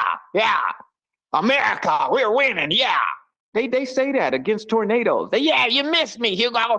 These white folks crazy. And I'm not saying all of them, but the ones in power, a majority of these white nations have their feet dug in to fight God when he offers them away. You can be righteous. And if you went back to Europe, your little bottomless pit, and you got right, and Africa had resources, you don't think Africa, as loving as black people are, would share them with you at fair market value? We would help. But you're so evil. You want to take it. And so, yeah, we see God is going to redistrict the planet. Everyone to his own. That's in the scriptures of the Bible. I'm not just talking about the Nation of Islam Bible. We ain't got no Bible. That's the white man Bible. That's the black man Bible that he wrote that the white man translated. King James and his 29 cohorts. So, but our black people wrote it. Yes, sir. The Bible says in the last days, God is going to say everyone to your own. You know? I tell you, if you got that clip, that'd be tight because the brother just ran it down on a basic level. That's a little deep for most people, but on a basic level, you know, we know that God is going to set the earth in order, and the white people are going to try to fight God, and they're going to find out that he has a chariot. He has a chariot. Everything he wrote about is real. He has a chariot. He has angels, and you are no match for him, white man. You look good submitting. It behooves you to submit. Right. You know, but keep it up. Keep on challenging God. All I could do, as the messenger said, is warn my people and any people that got sense, black, white, red, yellow, or brown. You need to fly to Allah. Like Brother Shabazz said, fly to Allah. The creator, Master Wallace Steve Farr, Muhammad, Jehovah, Yahweh, or whatever they want it to be. All right, Jalu. Yes, sir. Jalu. Okay, 1 second.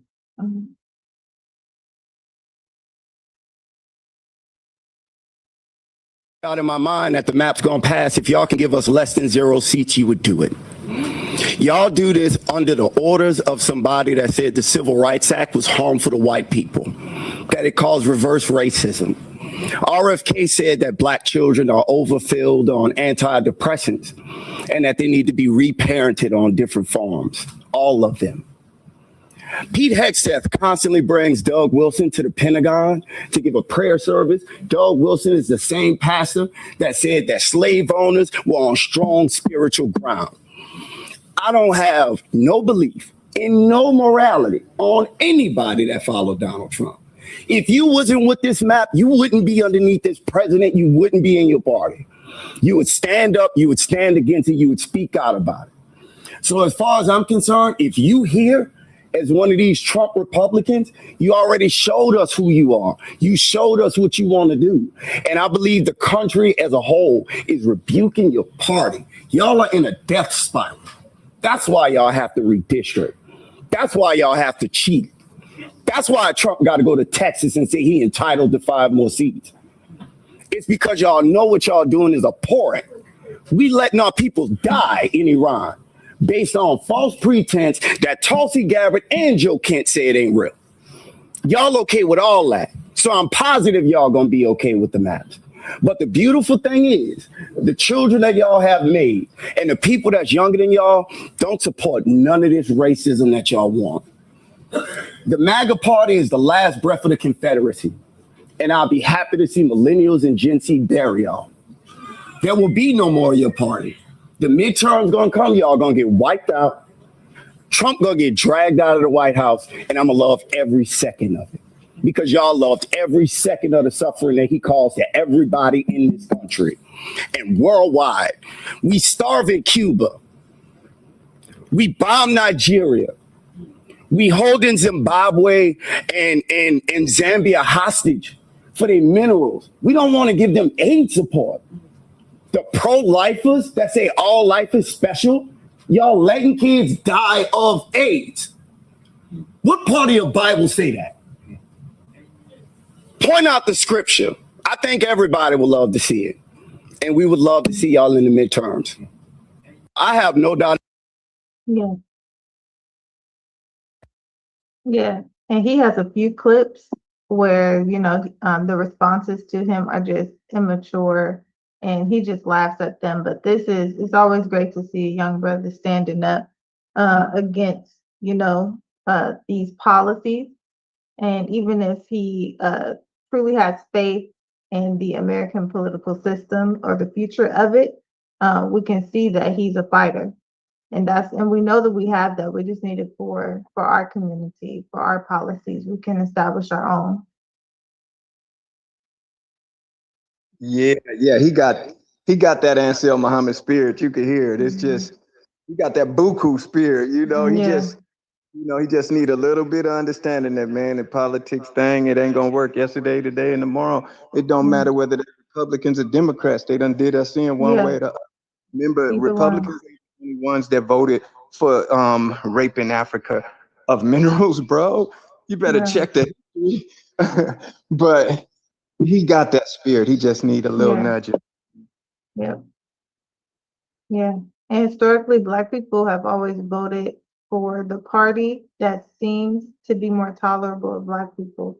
And so there was the great shift between the Republican and Democrat Party, where before the Democrats were the conservative, more racist ones. And then there was a shift. So we should do some research. We can do some research on that to really show when that happened. There was something that happened where one president or one party made some promises to Black people for a vote or for something. We got to see. We'll see what that great shift was. But there was a shift when all Black people decided, you know what, we're all voting for Democrats now. And then the Democrats began to shift their language to be more tolerable of Black people. And Black people just always vote for the lesser of two evils. It's like, that's not a preferable way of living, where you got to vote for the lesser of two evils.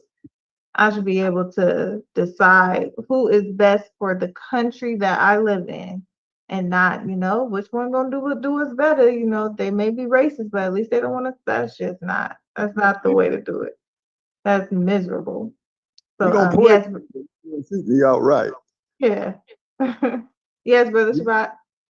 Yes, I want to say, after World War I, America went and fought against Russia behind the wall to get most of their so-called great scientists and bring them over here. That's how they created the atom bomb with those scientists that was bringing about those bombs. And they had a couple of Africans that knew chemistry from beyond that, before that, from the earth itself. But they got them and brought them over here, and their family and some of they say distant relatives, and allowed so many Russians and Jewish, as they call themselves, Jewish peoples over here. And those was considered at that time the poor white trash. So when slavery was so-called ending, as they say, from the first wave of it, it was ending. They end up telling them this where say slavery, KKK, Ku Klux Klans really begun, because they was telling them this when the poor white trash literally, as they consider, live next to Africans. And Right. they told them they fighting for what you have. All they were saying, we're not gonna give them what we got. You're gonna have to stand out to be the front line to stop them from coming over here. Because if they get anything, they're gonna get what you have, some of what you have. And but they was like, how can we do anything to them? They know who we are, and that's when the hoods came in, so they can hide themselves and still live next door to our ancestors. You know, burn the house down the street, but stay next door to the people right there next to them because they could hide their face. But Nat Turner wasn't about that. Nat Turner, when he got the croaker sack, he put a croaker sack on his head. A croaker sack is much stronger. A croaker sack will tear a hole in cotton. And but they used to put cotton inside the croaker sack because it would hold it longer. It would keep the raw fibers fresh. You couldn't put cotton in anything else. But I say all that to say America, not only back then, but right now today, they're still with that. The 80-20 rule, Trump attempted to bring it back in play when his first term came around. But he waited 100 and some days before he attempted, and it didn't work. And when he came back this time, he started from day one. In the 80-20 rule, because they called it a law back then, but it was just a rule where 80% of European descent from anywhere could be admitted into the United States. And the 20% was for other minorities. That's how they kept their numbers high. That's how they kept their vote in their favor. That's why they say they're the majority. No, you knew you was the minority and will always be because you wasn't here first. The Africans was already here before you even understood, before Columbus was allowed out of the dungeons by the queen. And the only reason why she allowed him out of the dungeons was because he had a theology and understanding the world wasn't flat like she believed in. And she was told by one of her jailsmen that it was a prisoner downstairs writing on the wall, drawing on the wall, stars and everything about the those and all of that, and the world wasn't black. She went down there and seen that, and she made a deal with him and told him, if I release you, you take all your prisoners as your shipmates because you have no ships. We'll give you the ships, but any land you come upon, you declare it in the name of the queen in England. And he did that for a long time, sending back gold, diamonds, and all of that. All them rubies and everything they have in them crowns, that come from Africa. That come from the motherland. They know exactly where it's come from. And then Prince Charles, he just gave back some stuff to Africa. But they still have over 100% pretty much in Europe, France, in the museums.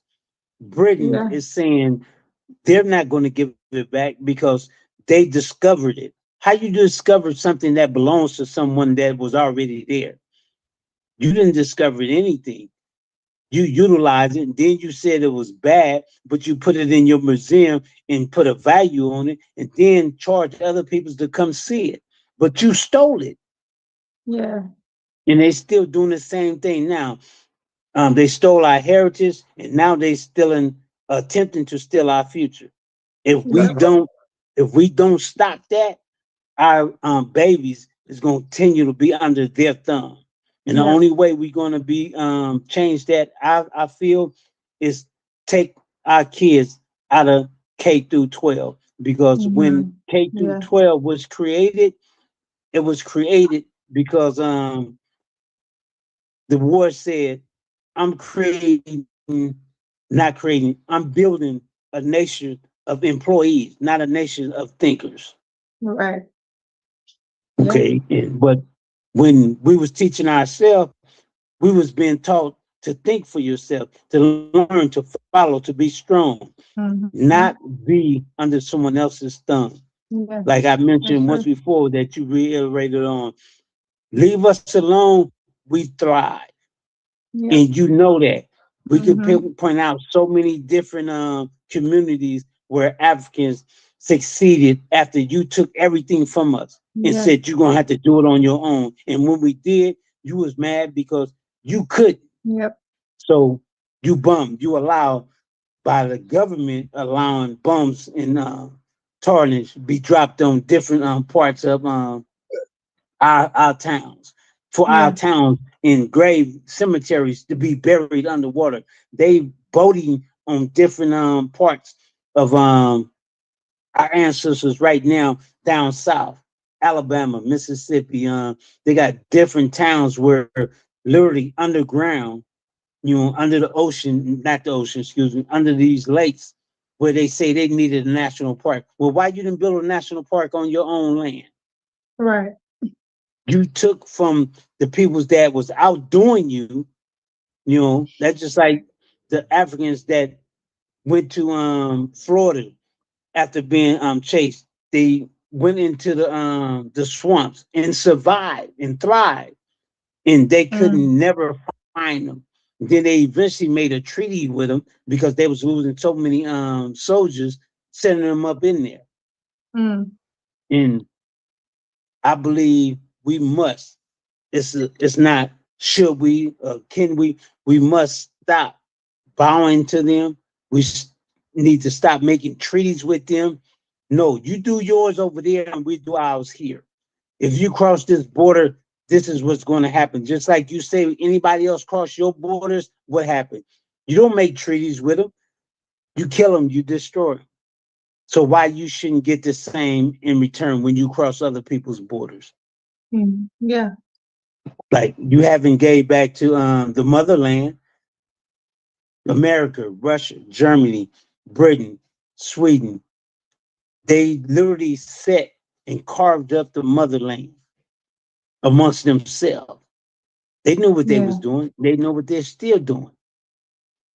But forgive me, I digress. But I'm with Yes. us. I'm about us.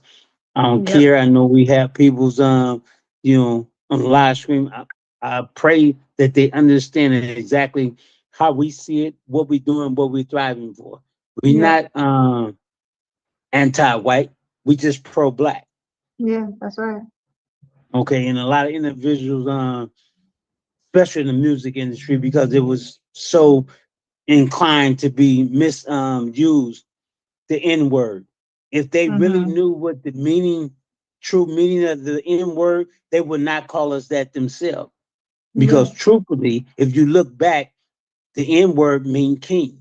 They had to Mhm. change that narrative to make it bad.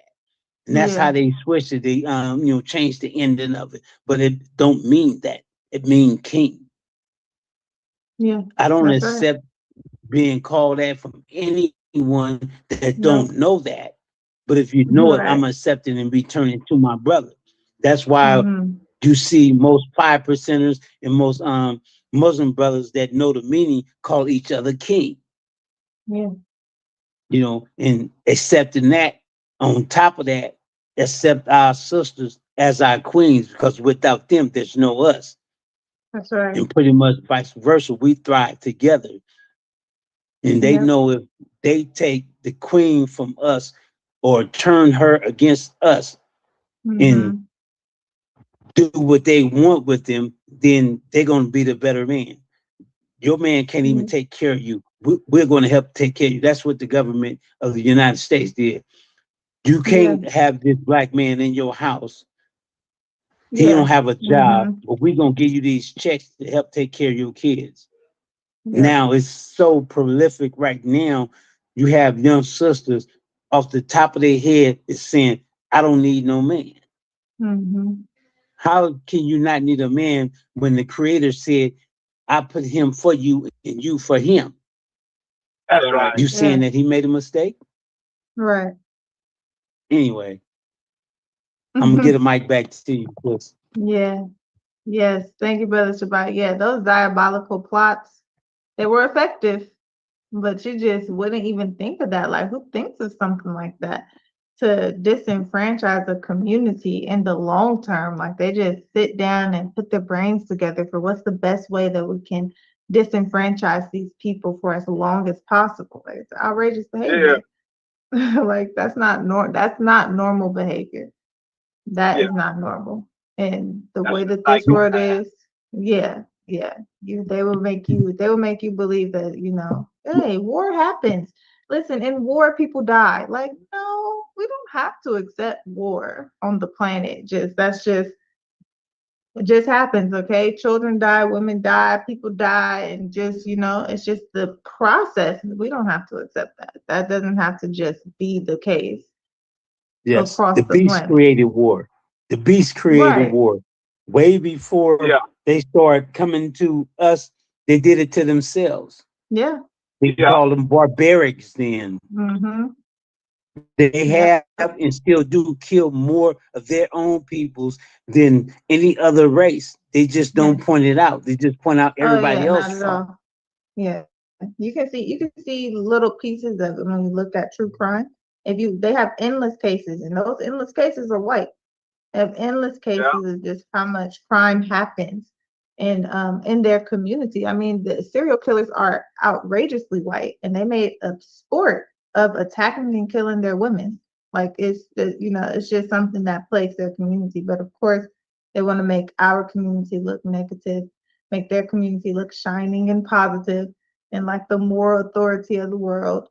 And they can be the moral authority of their community, and we can be the moral authority of ours. And we have to just change that narrative, So, what you saying, Scott? Oh, no, I was disagreeing. Just like the psychopath. I was just thinking the taxonomy was just coming through our head. Like, white folks love hunting. And, we done been in doing janitorial. You'd be all up in their offices. And they have big pictures on their desks. Not that we all in their business like that, but they the ones promoted. They love killing. And they just kill animals for nothing. Not hunting. You ain't hungry. You just killing animals for nothing. Then you post their head on your wall. All that big corporate offices, big rich white folks. I'm talking about big. You be walking down the hall doing janitorial and you been a corner and scared to death. Big ass grizzly head. A real grizzly, a real elk. Like, damn, dude, you want this in your house? You killed this animal and you so proud. Y'all got that in your blood. You can't tell me. Y'all, we don't do that. I don't see that in China. I don't see no culture of Chinese. Maybe a few did it, but not like y'all. Yeah, did hunting animals and all. That's the sport among white nations. When other cultures hunt, it was for food, not for just to put no trophies on the. And they'll try to act like, no, they'll search like hell to try to find some examples of somebody else doing that. And it's like, y'all just don't want to admit y'all different, man. Y'all some different cats. God knew what he was doing when he made y'all. He made y'all to cleanse the earth of evil by making it so bad that everybody will cry for God. Please, Allah, return it back. I said, okay, yeah. Me and my devil, I made that devil to do that, to wake y'all asses up, quit playing. When I say be right, be right. Don't be questioning me when I say the best way to live your life. You want to try to question Allah? Well, then when he let the earth for 6 days, when he lend the out earth to a devil and he make that devil turn the world upside down, then you cry for Allah. Yeah. You obey him. He's the author of life. He knows the best way to tell you how to eat, best way to tell you how to rear children, best way to tell you to have a marriage, best way to tell you how to court, best way to tell you how to live with the animals, best way to tell you how to treat the environment, best way to, but you want to question God, my beautiful black people. You want to hold doubts in your head, my beautiful black people. So I made a white man. So wake y'all asses up. My white man did a good job, didn't he? And I gave him his rule. And at the end of that, I told him, come to play.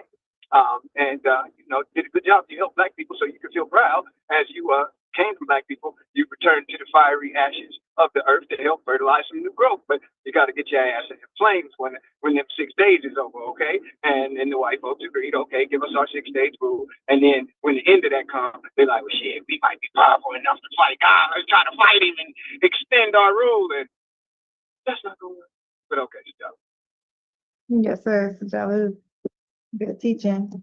Good teaching. Yeah, we can even study that affinity to conquer wildlife, because they do that with the black man as well. A lot of police interactions, something that you can see is that they really want to humble the black man. So they want to get you down where, like, because they feel naturally inferior a lot of times. But when they're in a position of power, they want to literally, I want to flex my power and beat down on the black, and I want to humble you. I want to get you on your knees. And you can see that with the affinity to want to kill these big, large animals that look, I conquered this lion, the same way that you have this desire to conquer the black man. And that's they can, that's a study for their community, but we can see it. And Sherelle, do you have that clip of that officer punching the sister all in the head in North Carolina? I know it's clips galore. Like, this was a new one. In North Carolina? Yeah, it was a little young sister and white boy. Oh, that white man who tackled her? I seen it on Facebook. Yeah, I seen that on Facebook. And then he punched her on.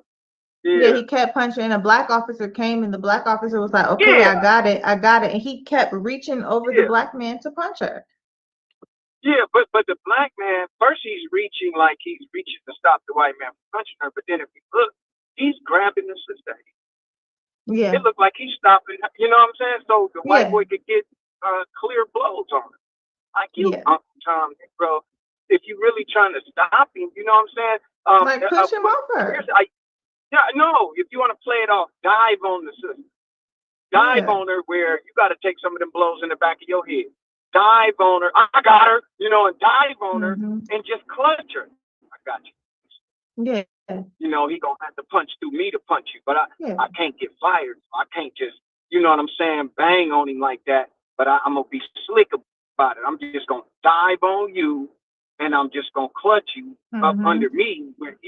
You gotta be slick if you're gonna be a police, man. That's why if you're gonna go in there, you already gotta know what you're finna be facing. Yep. And you got to have your tactics ready and be ready to go on and dip out on your retirement because they're gonna fire you. Yep. Yeah. That's even with this the white woman in Fairfield, when it's the same thing when she grabbed the girl by her hair. It's just, that's not part of your policy. You're trained on how to take a person down if they're resisting. Punching them in the face over and over is not part of that. Once you have them down, and even if they're struggling a bit, you're not supposed to just well off on them like that. The same way that lady's not supposed to grab that girl by her hair. It's just that just looks like a street fight. But if the person fights back, they get a resisting charge. So it's like you're just a dangerous person if you get to be on the street with that amount of power and you don't have no control over your anger. It's just ridiculous. They be on meds too. They absolutely do. I've seen they had stopped these homeless white people at that, and one of the officers body slammed the man, and he was out cold, and it was like he body slammed him for no reason whatsoever. He just got upset because the man just slammed him. But you can kill somebody just because the man's not answering your questions. Just because he's questioning whether he has to give you the ID, it doesn't matter if they're using cuss words. None of that matters. You don't do that. You can, that person could literally die. Yeah. That's a very aggressive move, but these are the people unleashed on society, and they're the same ones online saying these disgusting comments about the youth. They say the same thing about homeless people. They are sick, so they can police their own community. Yeah. But yes, good teaching. We've had a great discussion, beautiful discussions. We do have someone on YouTube said that this is true and that both political parties are awful and are a scam. They are family and playing all of us. Absolutely. Absolutely. That's right. Same, two sides of the same coin. Yeah. They just were. And I do think that there are some people who may join both parties, some political officials who maybe grew up and really thought that, I'm going to join politics and make a change in the world, in America. I'm going to make America great. And once you get involved in that system, they quickly realize that that's not how we do this. This is a very controlled game, and you have to get in line in order to remain in that space. Yeah. So yeah, we can uncover. There's a young white man who did a full interview about his experience getting into politics, his true desire to really help. He really wanted to help, and then being approached by an older politician to do some sexual things. And he got involved in that, and he said there are politicians doing unspeakable things on the Congress floor in the building. Wow. And at some point, he was inclined not to do something, and all of a sudden, images of him tied up and doing weird sexual stuff were released online, and that's when he, of course, was shunned out of politics because of that. And he did an interview exposing all of the things that they're doing, these congressional leaders and political officials, and how they target the young up and coming politicians immediately to get involved in these things. And they have stuff on. He just broke it all the way down. I'll find that clip for next week. Yeah, for sure. That's a good one. Yeah. All right, family. So we are continuing. We're so thankful for everyone joining us today. We won't be having our grant meeting tomorrow, but that's okay because we're coming to California for our event this weekend, which is Sunday at 144,000 Elect. We pray to see you all there. We pray to have a good and informative time preparing for our event, which is going to be prayerfully in September or August, but we will prayerfully be confirming that date soon. And we pray to see you all there. We want to talk about how everyone can get involved in this event to make our flagship event a huge deal, extremely impactful, and for our guests that come to leave there with something that they can apply to their everyday life. And so we are so thankful for everyone joining us today. Please think about what you want to do for the flagship event for the 12 Jewels, because that's what we'll be talking about this weekend. And we will see you all then. So we are going to land this beautiful ship and pray that everyone remains with us. We'll be back here next Tuesday. Next Tuesday, we might have a short meeting, or we may not have a meeting. I think we come home on Tuesday. So we will send a text to everyone confirming that. If we're having our meeting next Tuesday, or if we'll have someone cover down for us. However, we are thankful. We're going to see everyone on Sunday, or everyone who can make it. And yeah, so with that, we're going to remain open in the name of the one true God. We know him by many names, and we thank him for coming to us throughout time and sending us his prophets. We thank him for Moses and the Torah, for Jesus and the gospel, for Prophet Muhammad and the Holy Quran. Peace and blessings be upon him. We thank him for liberators who prepared the way for his coming, who prioritized our community like Noble Drew Ali and Marcus Garvey and countless others. We can never thank him enough for coming in the person of Master Wallace Farah Muhammad, raising and sending us his messenger, the glorious most honorable Elijah Muhammad, their raising of their national representative, the Honorable Minister Farrakhan, and their return in and through their royal robe and remote control unit, Ansar Muhammad, the select one, the Allah message, amen.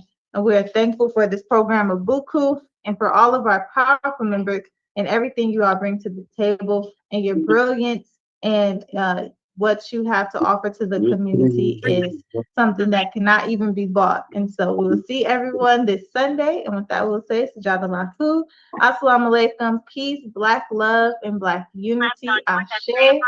Get some sun. The sun is out. I heard the sun was out in California too. So get in some of that beautiful sunlight for that melanated skin. And we'll see everybody on Sunday. Jadalahu, West Africa. Salaam Walaikum salam. Peace. Peace. Buku. Recording